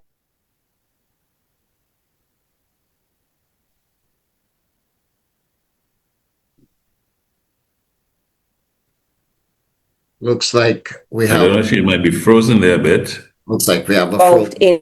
Oh, she's back. She's back. Go ahead, Deborah. Go ahead. Go ahead. Great. So, thanks. Awesome. So I think that's something that we really need to do. Creating platforms like this is great, but we really need to ask the youth what is their point of view on, like you're doing now, on solution, but solution based, because I think we would be more proactive if it was solution based, not just to talk about what has happened, but what can we do. So I think so I'll just stop there. And it's exciting times. There is hope. There's a lot of hope going on right now, especially we have platforms like this. We have the internet where we can connect, we can commune with each other, but we really need to speak on solutions, and especially reconnecting. Not so much solutions. I know everyone has their path that they're working on in youth and in whatever way that God has given us, the different parts that we need to focus on, but also the solution of them being involved in Africa, in the development and in the changes as well as a whole. So I'll finish there, and I'll just yield there. Thank you. Thank you. That is Princess Deborah, we call her, Deborah, and she's here in London, England, and may I say, quite an excellent speaker. I am very proud of her. At the mere age of 27, she's our CEO of our division here in England, and is doing a phenomenal job. She's also a young ambassador. And you can hear from her words that she has matured well into her role so far. Dr. Wayne, I believe our next speaker is VP Turney. Yes, VP Turney is one of our stalwarts who's been here with us from inception, background in ADDI, and transitioning to SIPA. He's our political spokesman, and he is from a background. So I let him tell you where he came from and what he's doing now. So over to VP Turney to share with us the politics of the moment. VP Turney. Thank you. Thank you, Doctor. Greetings to the kings and queens and all the people who came on this platform. I'm going to keep it simple. I'm going to give you a bit of background of myself. I was born in the United Kingdom from Barbadian parenthood. I was a bit of a troublemaker at school because some of the spelling that they had in English. I heard a former speaker just talk about how they had to speak in English. Well, I was born here and I had a rough time getting my head around it. I'll tell you a day I was at school, the teacher wrote doubt on the blackboard. I noticed that there was a B in doubt, so I put my hand up and I said, well, excuse me, sir, why have you got a B in doubt? He told me that the B was silent. So I asked him, why would you have a B in a word only for it to remain silent? Yeah. He said that I was a disruptive Caribbean pupil for asking the question, because my thing is, I like things to make sense. You couldn't say to me at school, you couldn't put the word hat and put a W in front of hat and tell me at school it said what. I would say to the teacher, it doesn't make sense. I would say to the teacher, if you put the W in front of hot, H-O-T, well, that would make sense. So I've had a spirit that's always been against what the system would want me to digest. As I said, I mean, I heard a lot of speakers speak, and I heard people in Asia talk about barbecue. And what we've got to realize is mainstream media doesn't really tell us what's really going on. I mean, I live in Barbados. I'm vice president of the Barbados Sovereignty Party. I actually ran in the Prime Minister's constituency. Now, I earlier heard someone address the Prime Minister and more or less gave her some sort of accolade, but for someone who lives in the country and knows what is going on in the country, if the Prime Minister was doing an excellent job for the people on the ground, you know, I would back her case. But as it is, it's not. So what we've got to come to the conclusion is, we'll keep, like, to me, I call it begging for reparations, and we have this committee and that committee fighting for reparations. They're never going to give us reparations. They're going to long talk us all the time, like how they've been for so many years, and we ain't getting no reparations. So what I decided to do is get my own sovereignty. I took my money out. I got involved in the elections in 2022 in Barbados, and asked the electorate to vote for me, because if they vote for me and our party, which is the Barbados Sovereignty Union, becomes the ruling party, then we haven't got a problem. We don't have to talk about reparations. We don't have to talk about laws, because we can implement them laws ourselves. I mean, everyone who's on this platform can set up their own sovereignty party and have one of us be the representative, because we can't be outside of the game belly aching, yeah, and not get a representative in the game, so that we stand a chance of governance of ourselves. Because most of the problems that we have is because we haven't got governance of ourselves. I heard a young lady, Deborah, talk about Abraham Tory.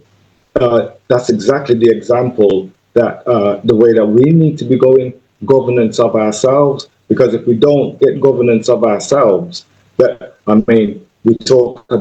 heard Deborah talk about solutions, but this is the solution. The solution is to get governance of ourselves. I'm not a political person in no shape or form. In fact, I don't like the idea that they call me a politician or a candidate, because when you listen to the term politician, I mean, really, when you look at the word and the people who represent that title, most of them are liars. So I don't like that. I refer to myself as a citizens activist, just a normal citizen trying to right the wrongs of what's going on in my country, which right now is Barbados. So for me, I would encourage everyone to get a sovereignty union in their own country. I used to call it the Sovereignty Party, but I changed its name, because you've got to be invited to a party where anyone can join a union. All our belly aching could be over if one of us, in whatever part of the world we are, have representation of our own country. They paint and not only that too, the representative who does speak for you in your own country, look at the fruit of their tree, because I see a lot of these politicians are calling themselves the right and honourable, and His Excellency. Now, when you look at what they've done and what they've said and the lies that they've told, how can they be on a platform and inherit a title as right and honorable, or even honorable when you look at the fruit of the tree of these people who are speaking, there's nothing right and honorable about them. And yet still, some of us still want to blow their trumpet. Yeah, what I'm saying is this, yeah, all of us on this platform, and I keep repeating myself, yeah, we need one of us to be in governance of our country or our territory in order to get our own way. If we don't get to that point, we're going to just sound like, oh, massa, can I have some crumbs off the table again? And that's what I'm seeing that's happening, yeah. So I'm going to yield there. And if there's anyone who wants to say anything about what I've just said, feel free to. Thank you, VP Turney. Thank you, a man of your convictions. Always speak in your mind the way you see it. I'm proud to be also associated with you in ADDI as well as ASIPA and the Barbados Sovereignty Union, EFF, Economic Freedom Fighters. Thank you, sir. Dr. Wayne, in the interest of time, our next speaker is Brother Charles Thigpen. Can you please bring Brother Charles Thigpen in? Brother Charles Thigpen, who is responsible for our trade and investment matters.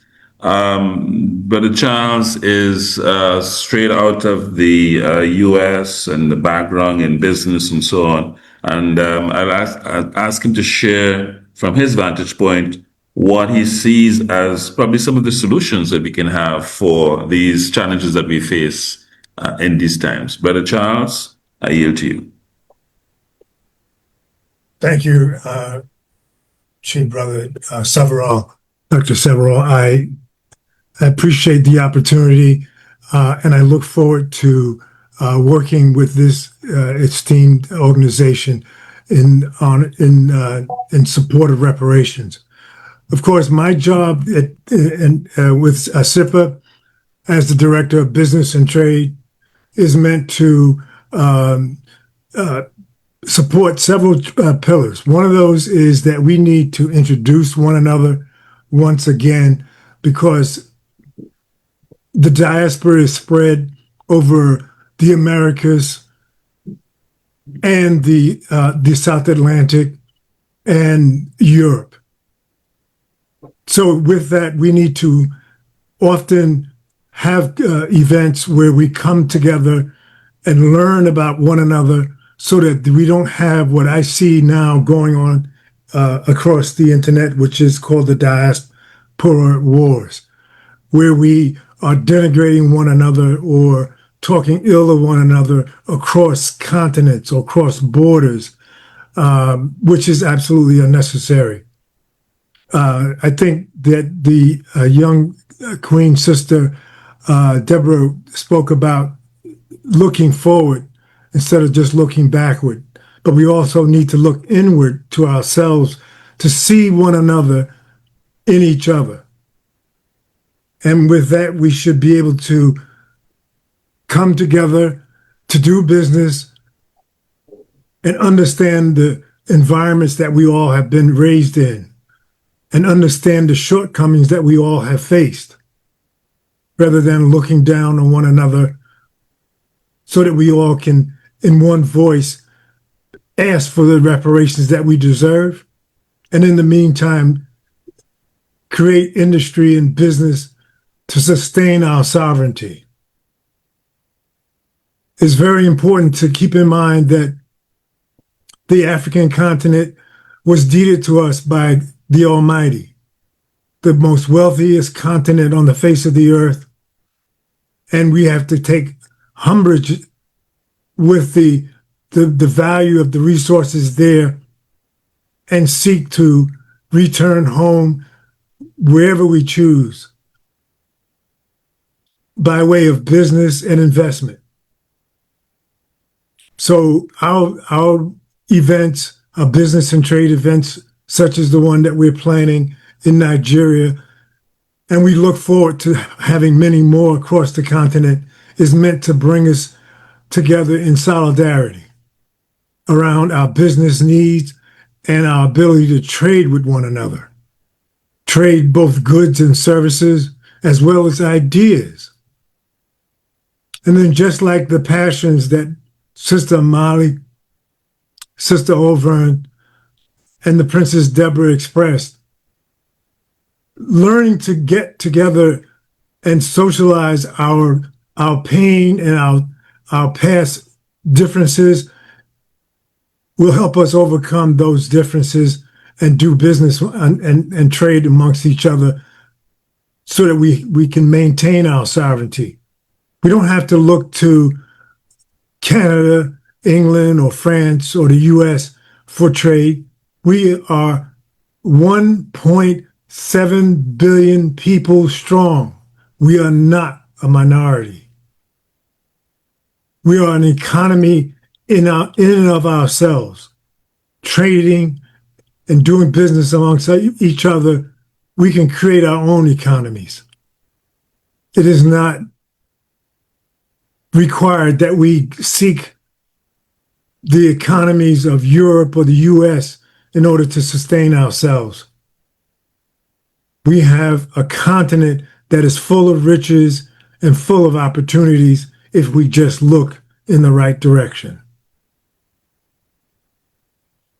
I understand that some of us feel that the argument for reparations is one that may be futile, but we should never lose sight of the fact that there is a debt owed to us.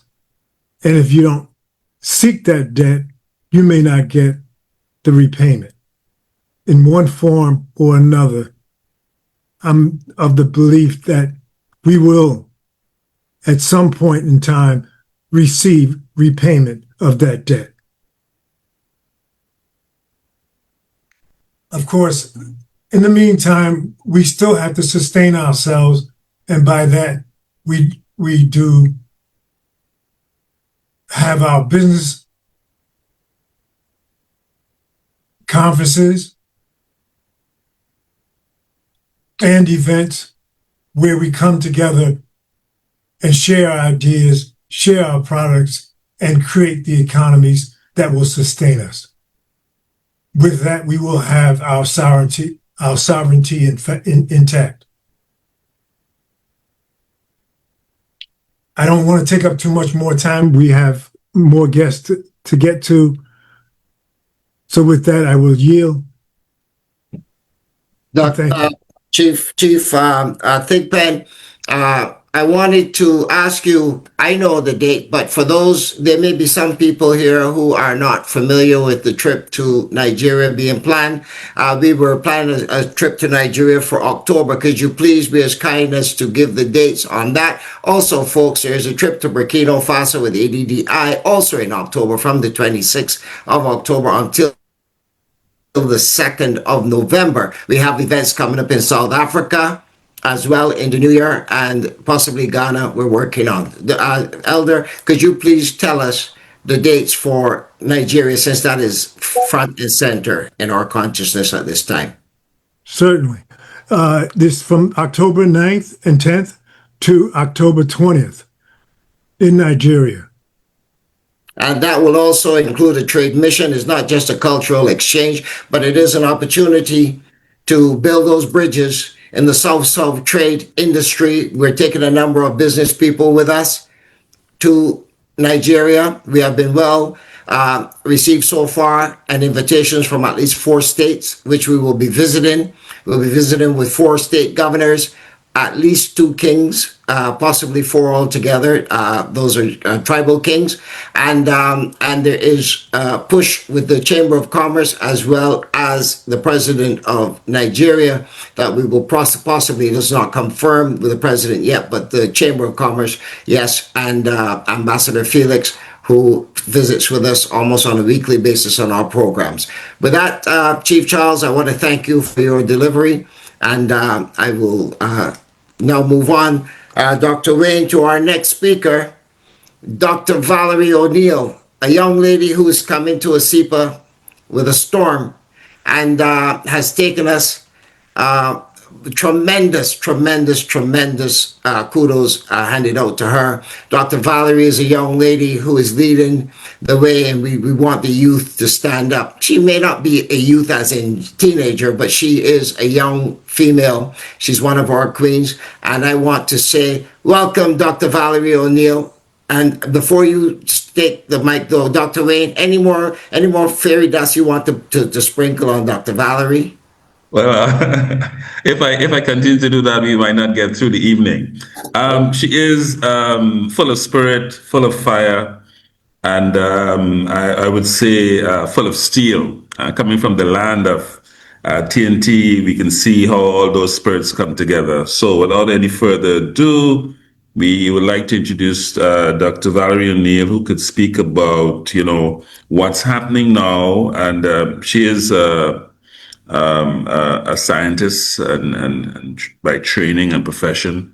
And so she can tell us something about what we can do in terms of solutions that we may be able to bring, as she's wearing also that hat of the SIPA Chamber of Commerce. So, Dr. Valerie O'Neill, I yield to you. Good afternoon, everyone, and thank you for your warm welcome and thank you. Okay, again, my name is Dr. Valerie O'Neill. I will make this short and sweet. Like Dr. Wayne said, I was born on the beautiful twin island of Trinidad, Tobago, home of Calypso, Steelband, and Limbo, an island where we walk around with fire in our bellies. We get things done. I've been living in America now for the past 50 years. And that journey was not a smooth one. It wasn't easy, but giving up was never an option. I've seen discrimination up close and personal. I've watched privilege stripped dignity from qualified, hardworking Black men and women. But I refuse to let that define me. I pushed forward, earning my doctorate, and turned my story into a message of hope for women, for girls, and for anyone dared to dream beyond the barriers in front of them. Now, for 25 years, I have been traveling through Africa. I've lived in Ghana, Israel.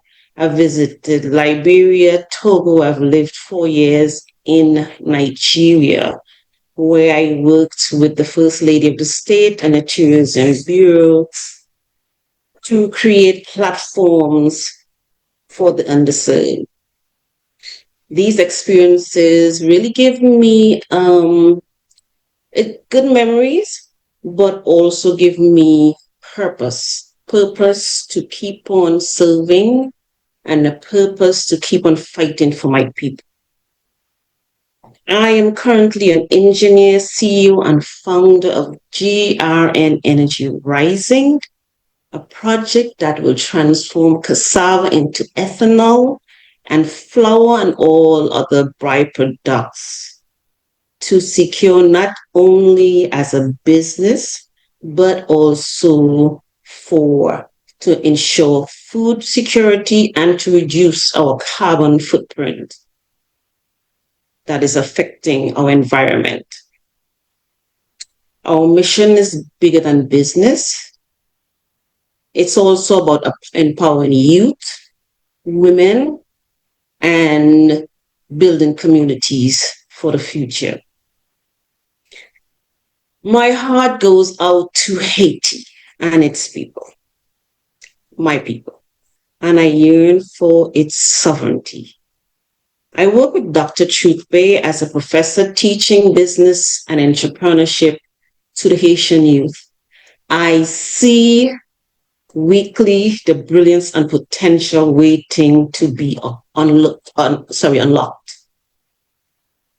What we see today in Haiti is organized chaos designed to break people that has always been resilient. Yet, I believe we can and must rebuild Haiti and Africa also through education, culture, and sustainable development. Haiti's wounds are deep, but her spirit is unbroken. The path forward lies not in waiting for saviors, but in rebuilding Haiti from within.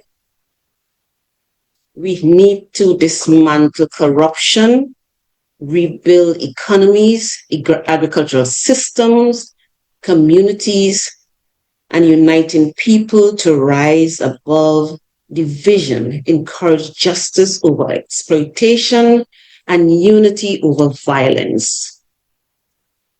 Guided by faith, fortified by ancestors, and driven by unshakable will of the people, Haiti will not only endure, she will prosper, rebuild, and reclaim her rightful place as a nation of strength, dignity, and freedom.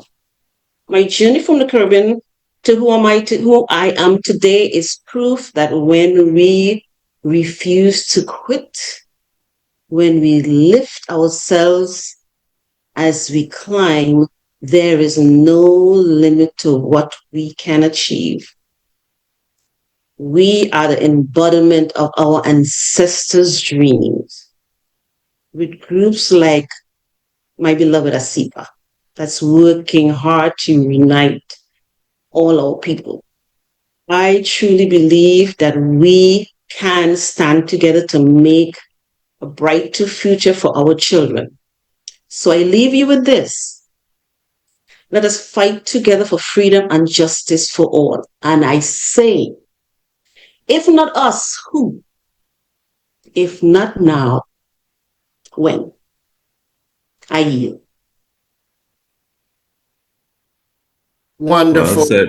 Well said. Thank you. Dr. Valerie, you are the champion that I pronounced you. With that being said, we have two more speakers, Dr. Wayne, before we wrap up here. I would now like to call upon our dear Elder Ojo, to be allowed to have the microphone moderator. Elder Ojo is one of our senior members of ASIPA. He is in the diplomatic circle of ASIPA with responsibility for the continent. Dr. Wayne, please bring in Elder Ojo. Yeah. So, Elder Ojo, if you're there, we welcome you to the mic. That we, as Afro descendants, are proud of who we are. We know where we come from, and we have a sense of purpose. That is the first point I like to make. And I'm going to tell them, come up with a blueprint. The leaders, the Black leaders, the African leaders we should be teaching, come up with a blueprint. Give us something positive, even if it's just 2 pages. Give it to us, just 2 pages. And then we send these 2 pages to all the universities. This has been positive. I'm going to take the next 2 minutes to address the issue of Haiti. And this time, if you allow me, I want to speak to the young people of Haiti, just very briefly. And I'm going to speak it to them in their language that we understand, if they're still there. Pour mes frères, je voudrais vous adresser direct les jeunes d'Haïti. Je voudrais vous assurer que nous, les Africains, nous restons toujours à votre côté. Vous allez vous soutenir d'aujourd'hui, de demain. La plupart d'Africains nous savent ce qui se passe en Haïti. Ils ont leurs propres problèmes quotidiens qu'ils essaient de résoudre. Mais les jeunes, grâce à la technologie, on sait, on a la connaissance de ce qui se passe en Haïti. On est à votre côté. On va vous soutenir. On est toujours là pour vous. Toujours. D'aujourd'hui jusqu'à demain. on vous félicite pour tout ce que vous avez fait, surtout les jeunes.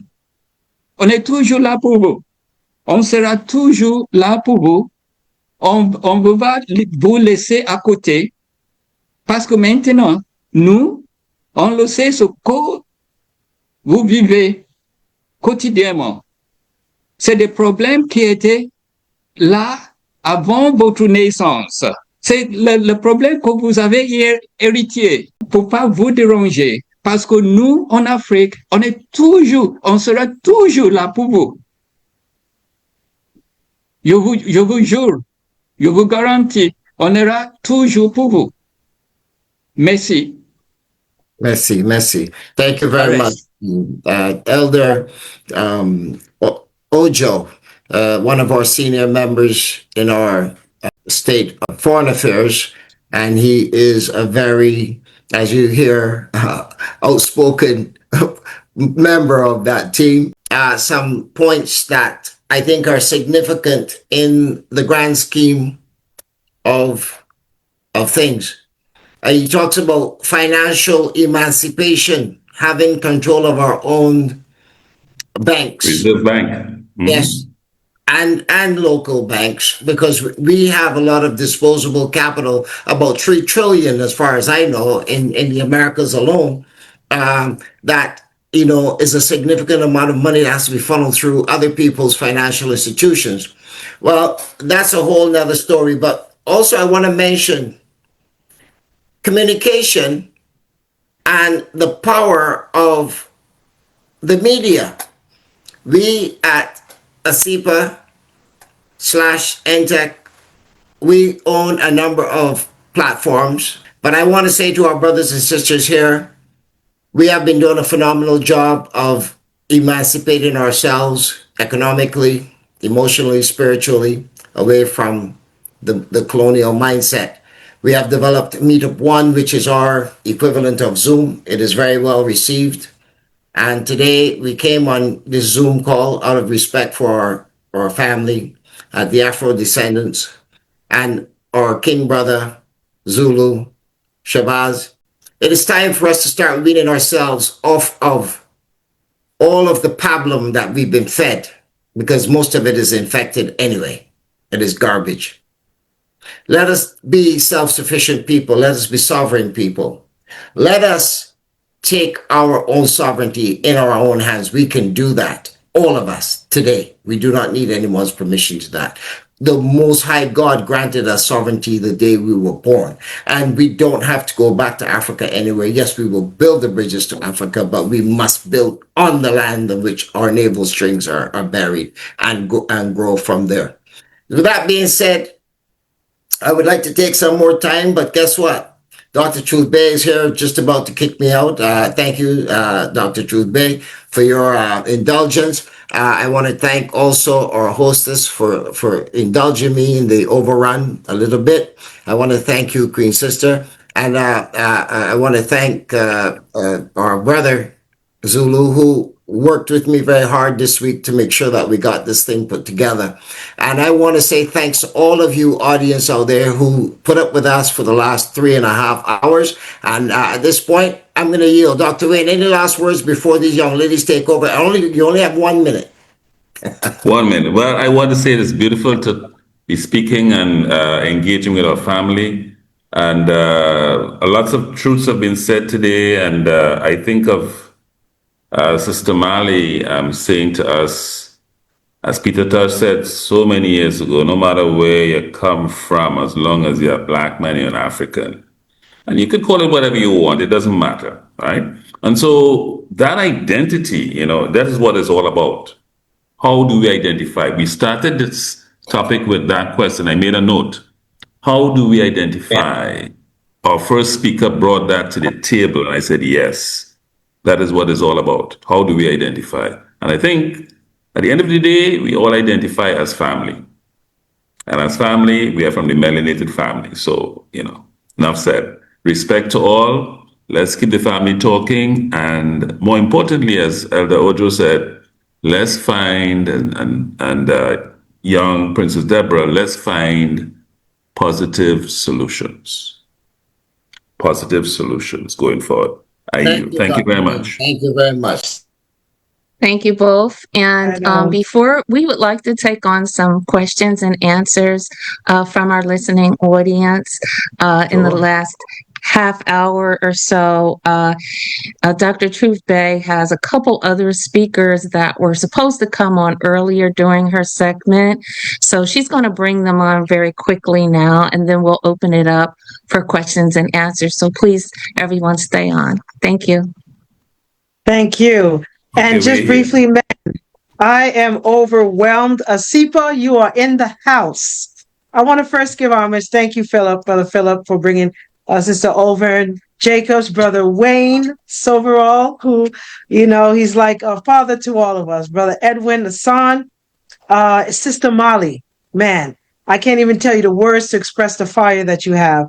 And our youth, Sister Deborah Williams. I want to give homage to our young person, always Princess, on point and really inspiring to our young people. Brother Charles Thigpen, thank you again as well. And realist, I call him Ed Ojo. He was talking some real facts, but yes, definitely appreciate him being here. And VP Turney, whatever office you're running for, we want you in there. We thank you for all these words, and you guys are so awesome. And this is what it's all about, being an ally to all we are is descendants, Afro descendants. We all have the same history, may have been dropped off somewhere, but we all got to recognize that and work together to a great future. So my hat's off to Asipa and the gang today. You guys are truly inspiring to Haiti. Now, before we take any Q&As, I just want to quickly talk about solutions. We didn't sit here for almost 3.5 hours not to have a point of action. So first and foremost, I want to share the screen, and I have Brother King Kevin Dorville, who is going to be our speaker. So what you see on the screen, family, is the reason why Haiti is going through what it's going through. This precious metal is called iridium. Iridium is used for cobalt, rockets, cell phones, low heat, but billions of dollars in just a few ounces. And this is the reason why education and understanding why Haiti is going through that way is the way we can actually fix it. Secondly, I did give you some documents if you're in the live, that you'll be able to look at. And it is called the Courts of Justice. So the original Courts of Justice that was developed back in 2006, Courts of Justice primarily, stop the screen, is what our young people are working on. So in short, there is a solution. So we're looking for people with legal experience, those who are retired judges or who have, particularly because the original documents of the Courts of Justice did not include Haiti.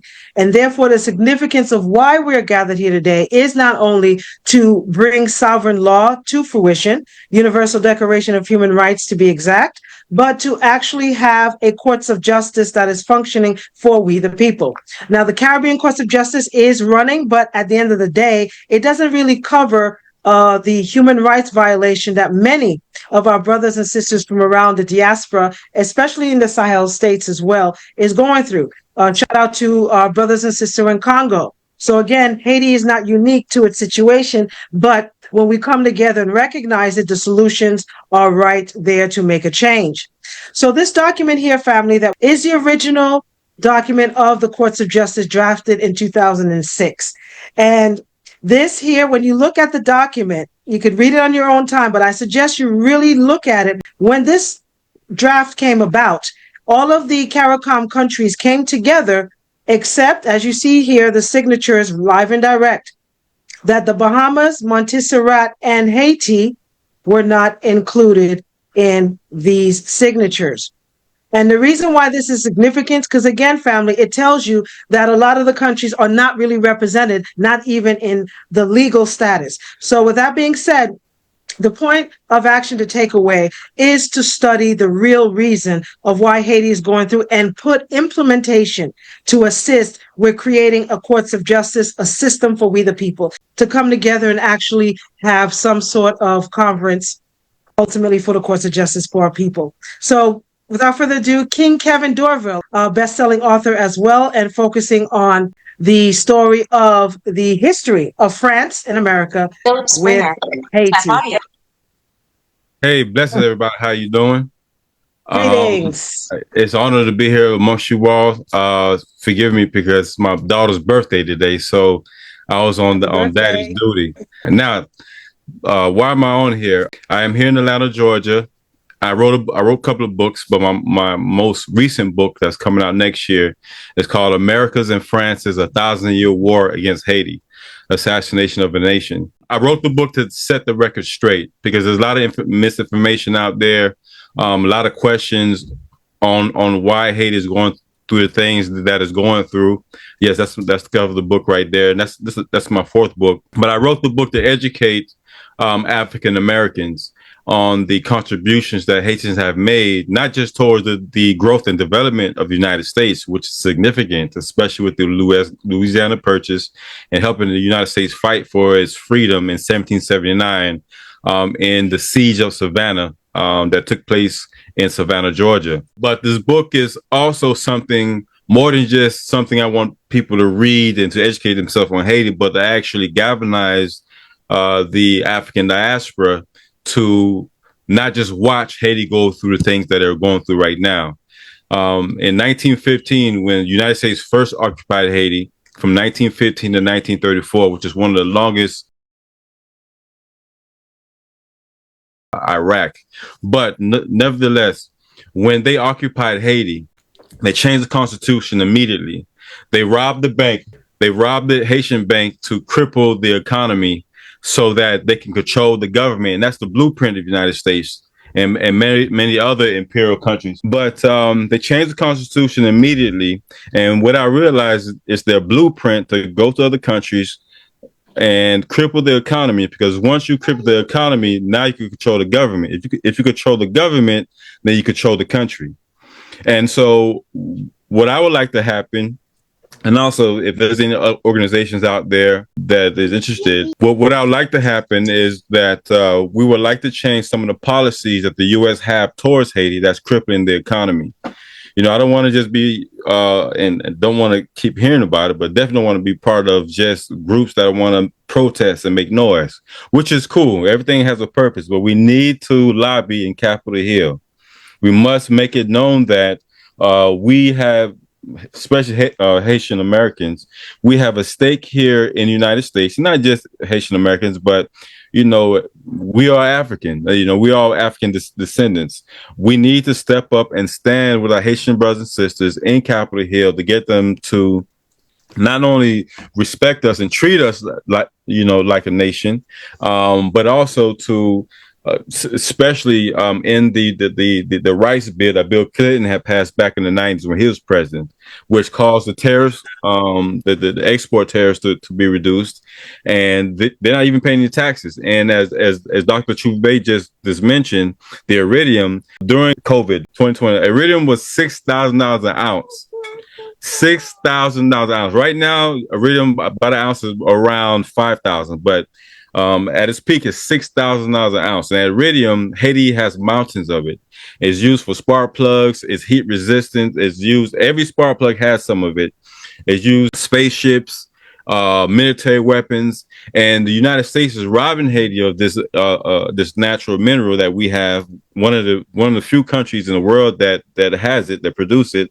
They're getting it tax free. You know, they're robbing the country, cripple the economy. The government is non-existent, and we just can't sit by and watch them do what they did back in 1915, which Eric Prince, the mercenary, they're getting ready to pillage the country all over again. If we don't stand up with our Haitian brothers in the same spirit of the Haitian Revolution of 1804, if we don't stand up and fight with our brothers and sisters, we would lose Haiti once and for all. And you all know the leaders of the Haitian Revolution, General Toussaint Louverture, Jean-Jacques Dessalines, King Henry Christophe, and also the warrior queens that was there as well. They fought blood, sweat, and tears to get our freedom. Not just our freedom, but for black people worldwide. and it'll be a shame to let all that go to waste in this day and time. More information, my website is kevindorival.com, as you can see on the screen. That's KEVINDORIVAL. My YouTube is the same thing, King Kevin Dorival, TikTok and Twitter.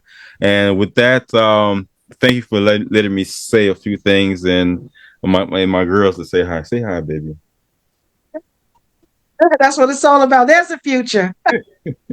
Okay, well, appreciate you so very much, Brother Kevin. And as he mentioned before, lobbying and getting proactive in making the Constitution of 1804.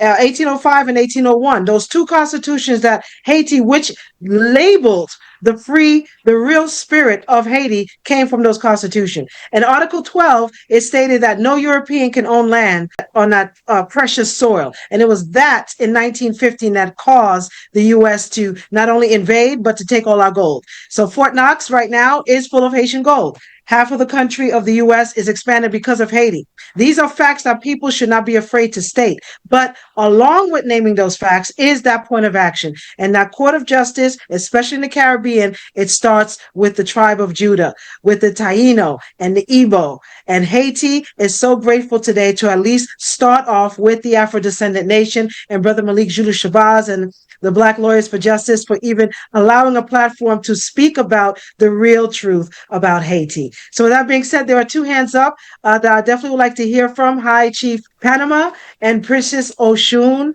who were speaking earlier. Give thanks. Thanks again, Brother Kevin. Okay, thank you, Dr. Bay, Truth Bay. Let's start with Princess Oshun Chambers. The Youth Council, have they decided on a hemispherical conference where they could plan their actions? What next? And or unite with other youths, right? So that they can have an agenda, like a central Western Hemisphere agenda. Can we get the youth to do that? And have you planned to do that? Because I certainly would like to be a part of that action. Absolutely. And thank you so much for that question. Indeed, we have our Vice President Glubison Pierre. And again, a lot of our council is on the line, but the connection is so bad, family. When I tell you, we got a whole digital accountable. So Dennis O'Brien, who just made $6.2 billion off of Haiti alone, is some of the accountability factors that we're saying for them. But yes, we do have our young people who just started in actually January, putting together letters. They wrote a process, actually a lawsuit against Louis Abinader, who is the president of Santo Domingo for the treatment of Haitians. But more importantly, they welcome, and this is the first step, is this platform like this, is to have a global town hall, and where they want to connect with other young people, especially in Kenya. But in Kenya and in Ethiopia and Nigeria, there are young people already there working with our youth in Haiti. So Glubelson, Silila, Love, if they're available, they might want to just chime in and say hello. Bonsoir le monde, bonsoir chaque monde qui est présenté ensemble avec nous. Alors, mon prénom c'est Glubelson Pierre, je suis haïtien, natif natal, vis à Port-au-Prince. Alors, je suis le vice-président de la région 6e Congrès 120 local 119 pour Haïti. Alors, moi voulais que, alors m'a adressé ça directement avec staff et Ibrahim Traoré qui n'a dit merci d'abord pour le travail, merci pour la confiance, merci parce que il prend plaisir, il s'est fier pour qu'il agisse avec le peuple noir et surtout haïtien. Nous connaissons que nous-mêmes, avec toute modalité, tout ça que limite, toute technique qui a aidé jeunes, surtout haïtiens, dans le monde, avec le peuple noir et surtout haïtien. Nous connaissons que nous-mêmes, avec toute modalité, tout ça que limite, toute technique qui a aidé jeunes, surtout haïtiens, dans le monde. Nous voulons, est-ce que nous sommes capables de continuer ou bien on traduit? Yes, I want to first and foremost address a few things. We want to give a salute to all of the friends of Burkina Faso. We want to thank especially Ibrahim Traoré for being inspiring to us youth in Haiti, and why we would like to have solidarity with the youth in Burkina Faso. Malgre nous c'est le premier peuple noir qui prend indépendance. Et nous aidons en pile nation, parmi eux les États-Unis. Even though we are the first free Black republic, and we are the ones that actually fought for our freedom, even to this day, it is the United States that is governing Haiti's governance. It is not we Haitians that have control over anything in Haiti. Après Configure. tout ça que nous fait, et malheureusement, ils ont déclaré que ils pas connaît indépendance. Nous songez qui ça a été fait, qui déclaration qui a été fait après aide que nous te bayo. They said all of a sudden that the international community doesn't realize the history of Haiti and how Haitians are not in control of their own destiny, which is why we're requesting support 100% for Haiti at this moment. Nous voulons aujourd'hui pour le monde des Noirs prouver et avec aide que nous avons fait pour le peuple haïtien, pour la jeunesse haïtienne, pour nous camper, pour que yo reconnaissant envers nous que c'est nous-mêmes qui t'ai aidé au gain indépendance parce que en plus héros nous anciens héros nous tant haïtiens qui tombaient avec leur promet en face l'armée l'anglaise. Et je ne dis là yo pas reconnaître ça et yo continuer à martyriser nous. Historically helped other countries, including expanding the U.S., the Battle of Savannah, we were involved. We also helped other countries win their independence. So why is it that the Black people that are the population of Haiti, that are African descent, are not getting the same type of support? And so we'd like the international community to focus on the youth of Haiti to realize self-determination. Ok, il fait un pile mal parce que c'est eux-mêmes encore qui a commencé en Haïti, alors que eux-mêmes encore nous de terrorisme. Donc nous passons nous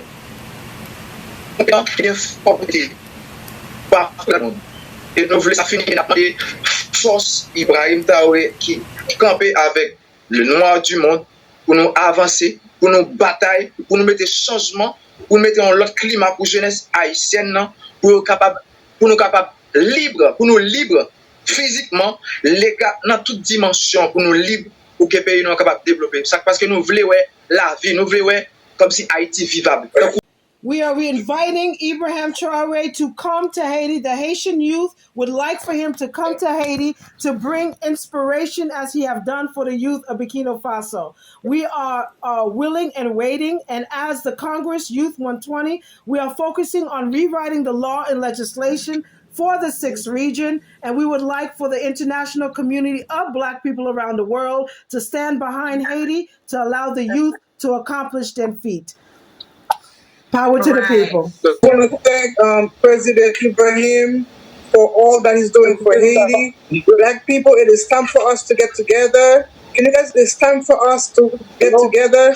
I don't care where we're from, we have to become one.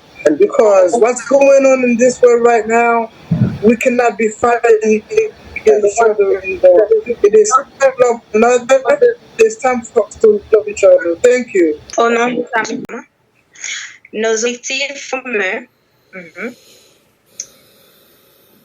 créer un partenariat officiel entre les jeunes leaders d'Haïti et du Burkina Faso. Our shared goals. Number 1 is to establish an official partnership between the youth leaders of Haiti and the youth leaders of Burkina Faso.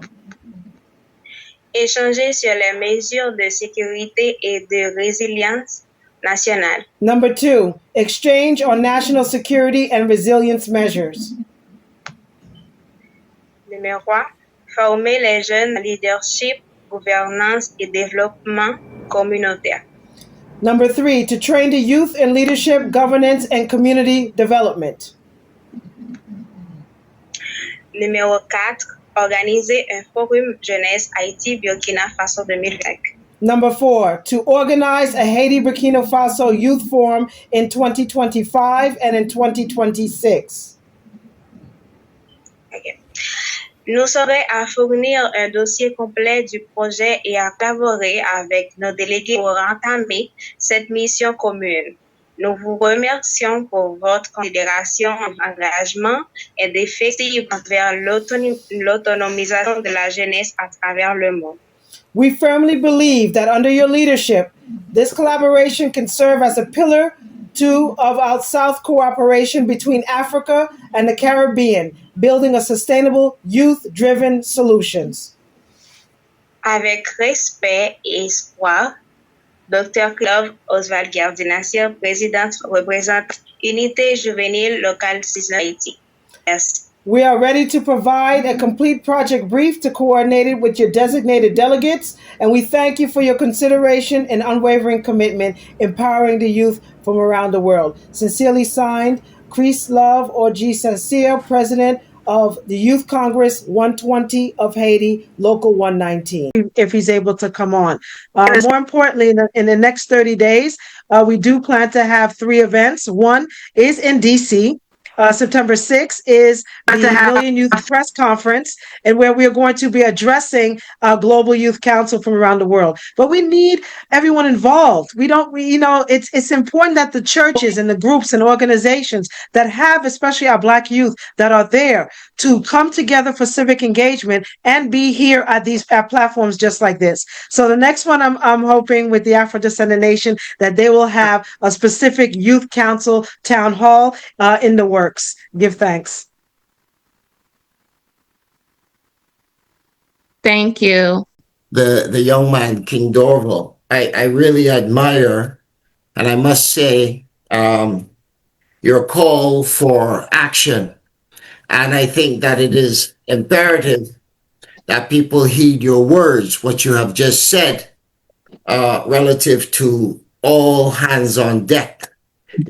We can all sit and be armchair quarterbacks. There's nothing better than a Monday morning quarterback that can tell you all of the wrongs that the quarterback who was in the game on the Sunday afternoon made. But here we are with Haiti, these many years being pummeled, and we hear all the talk, even from CARICOM and all the rest of them. I'm not holding my tongue today, folks. It is time. Dr. Truth Bay called me about 1 week ago and basically addressed that issue about CARICOM and its treatment of our people in Haiti. There is nothing more needed at this point in time than our voices to stand up and rise up. It is time. We have the masses to do that. And we stand with you, Haiti.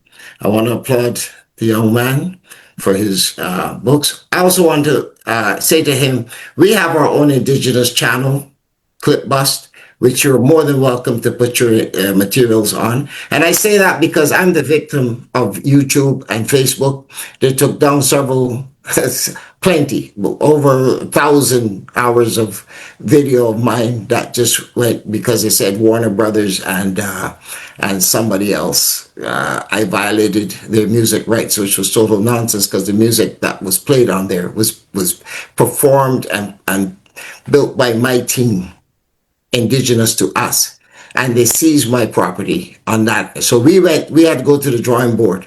So for yourself and anybody else out there who wants to protect your intellectual property, we will supply you with those means by which to broadcast your initiatives. And it is important for you to understand that we are no longer taking this stuff. We have now the AfroNet, which is also alive and well, and we should be supporting our own first. It's no longer acceptable for our dollars to spend 6 hours in our community when we spend millions and billions of dollars. That he can reach out to us. Dr. Truth Bay knows how to reach me, and we would be more than happy to support that, as well as the youth, which she has been speaking to me about for some time now. And, all of these things do require action, but they also require action that is well put together, thought out, and planned, so we're not wasting a lot of time. Thank you all again. Shalom. Thank you. Thank you so much. I think, Hi, Chief. Hi, Chief. Supreme Rising family, Supreme Rising. Naikapong Sovereign Maroon, Global Tribal Nation Territories, Greater Antilles, North America, High Chief Gary here representing the District of Panama under the Naikapong Maroon banner, as we are all Maroons here. We have Maroon denotes the color, the epidermis of one's skin, as well as we have mixed Maroons. Yes, I am honored to be here amongst brilliant minds. These are the brilliant minds, my family. I love all of you. Dr. Truth Bay, love you like cook food. I haven't seen in a long time, Empress. Good to see you again. Yes, Good to sir. see you. Beautiful, beautiful. Grateful. Thank you, Our sir. brother, yes, we love your sister. Good to see our brother Kamal. Brother, brother, you had a high chief. High chief, we're gonna come look for you and find you. Yes, good to see you, my brother. Yes, the family is here. Yes, family. Basically, we as the Naikapong government serves to unify and galvanize all of the families around the world. Whether you are Zulus, Yamasee, Apache, we're all one. And the beautiful time we're in now to consecrate that power. Now, the Corporation of Haiti. These are the important things to know. I'm going to go in on that just briefly. Haiti is a corporation. Corporation means dead. Ration means speaking. It was under the USA Corporation. Everything now where we're at is paperwork, family. It's paperwork and status. Some of you have seen me up here before. I always drill down on status because status is where we're at right now. Now, the people in the Corporation of Haiti are under a contract. It's called a birth certificate. Without that, you're basically fighting your slave master who has a contractual agreement over you. The way to take back the nation is through the correct sovereignty. Sovereignty is not just talk. Sovereignty is paperwork, correct paperwork. And it's also a spiritual element attached to that paperwork. Now, we as the Naikapong Nation serves to gather with the groups necessary to give them the correct paperwork so that we can free the nation of which possesses that rare mineral called iridium, which is worth $40 billion per ton, which is a superconductor. Many of you know what a superconductor is. Basically, a superconductor versus a semiconductor is something that transmits electron. Semiconductor, it goes halfway. A superconductor goes all the way through. It doesn't lose mass when it moves electron from one part of it to the other, which means its application is almost endless. So this is part of the reason why it's worth $40 billion per ton. Now, the way forward to take it back, we must first come back in our correct status. We must come back in our correct, the paperwork. Once we get the paperwork, now we can go to the ICJ, but you cannot go to take back the slave master's property under his contract. He is correct in what he's doing. It's a contractual thing. So we must correct that. We have the manpower. We have the strength, but we don't have the correct paperwork. We serve to make that paperwork. Now, keep in mind, our documents is not to put anybody under us.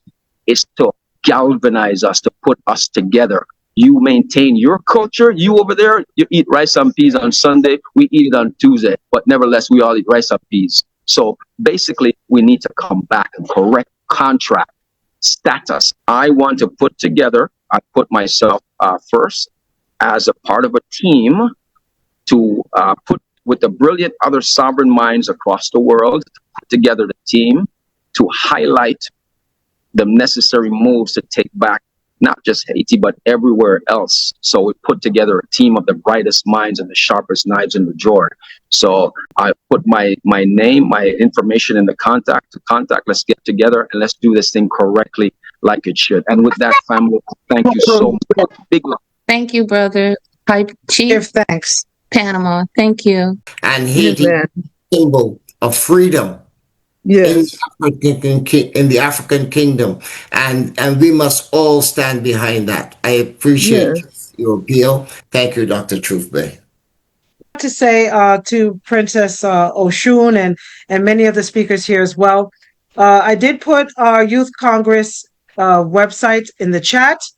We are Local 119 of the Ethiopian World Federation Incorporated, which is one of many branches of, especially Ethiopia and the history Haile Selassie has with Haiti, that is assisting with the structure of the governance for our new age Haiti. But again, no matter what we do, no matter where we are, we got to have our young people in the forefront. They are the future, and they're the ones that need to make the change. So I'm going to say grateful again to Sister Tarita, to Black Lawyers for Justice, Malik Julu Shabazz, to all the families that were here. I see you, Brother Francis, from the Francis Foundation from Uganda. He actually is one of our greatest allies. If I can, I'll be remiss. Yeah, thank you, Doctor. Yeah, thank you. Yes, sir. You got 2 minutes because we're over time, but just please greet us. Yes, sir. Yeah, thank you, Dr. Trube. All protocol observed. Yeah, thank you so much for being online. I would like to submit a small, for my part, contribution from Africa.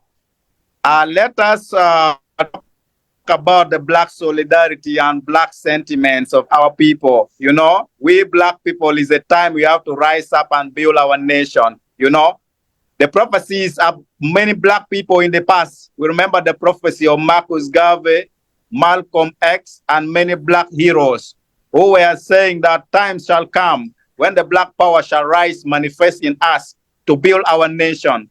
And this is a time we have to stand up for Ayisyen against any form of racial prejudice and discriminations. And then as a nation with one voice, we need to fight for solidarities of the Black people and then look at the economic empowerments of our nation. Not only that, we look at the cultural rejuvenations, because when we build up our culture, we build up our empire. So with all this, we look at the legality. I like somebody who brought about the Foreign Legislation Act, which was a law passed by the Western nation. So right now, we need to look at the supremacies of the Black nation through the formations of the Supreme Court of the Caribbean team, purposely to defend the agenda and then brings in the promulgations of the new law of the Black people through promoting the promotions of the rights. You know, across Haiti, we know violations of human rights, crimes against humanity, and all perspectives of crimes in relations to the economic. So I would like, with one that from Africa, stand with one team in Caribbeans, Haiti, to stand for Black solidarity. Thank you so much. Thank you, everyone. Man, it's an honor. It's an honor. Thank you. Yes. And I would like to just close with, in this last 2 minutes, to say, I want to give a special thanks again to Attorney Malik Zulu Shabazz, who is responsible for bringing us all together. And we give praise and honor to him. He is the conductor of the Afro-Descendant Nation, and he is doing a phenomenal job in uniting us. That's what he's supposed to do, and he's doing it. So thank you. And I also want to thank all of our incredible speakers, including Vice President Kamal Muhammad of the Afro-Descendant Nation, as well as Dr. Truth Bay and all of her guests, and Princess Oshun and Mr. Philip Springer and Wayne Salvarell, all of your guests. Everyone has just been wonderful. Thank you for sharing your wisdom and your vision for our united front today. And as we move forward, and I'm going to repeat it, she's heard her name so many times, Princess Deborah, Williams, representing our youth. We love you. You are our future, and we will all walk away with your message of focusing as we move forward. We're going to focus on solution-based discussions. And so thank you so much for that. And Vice President Kamal, thank you for that identity piece, which was so powerful and so important. So thanks everyone. And we will continue. You'll hear from us again. This will be posted on YouTube for the replay. We'll send it out and we will continue to move forward. Peace and blessings to everyone. Shalom, Ashe, and shalom, shalom, shalom. Give thanks and peace and blessings to us all. Blessings. Yes, Shalom. ma'am. Shalom. Shalom, shalom.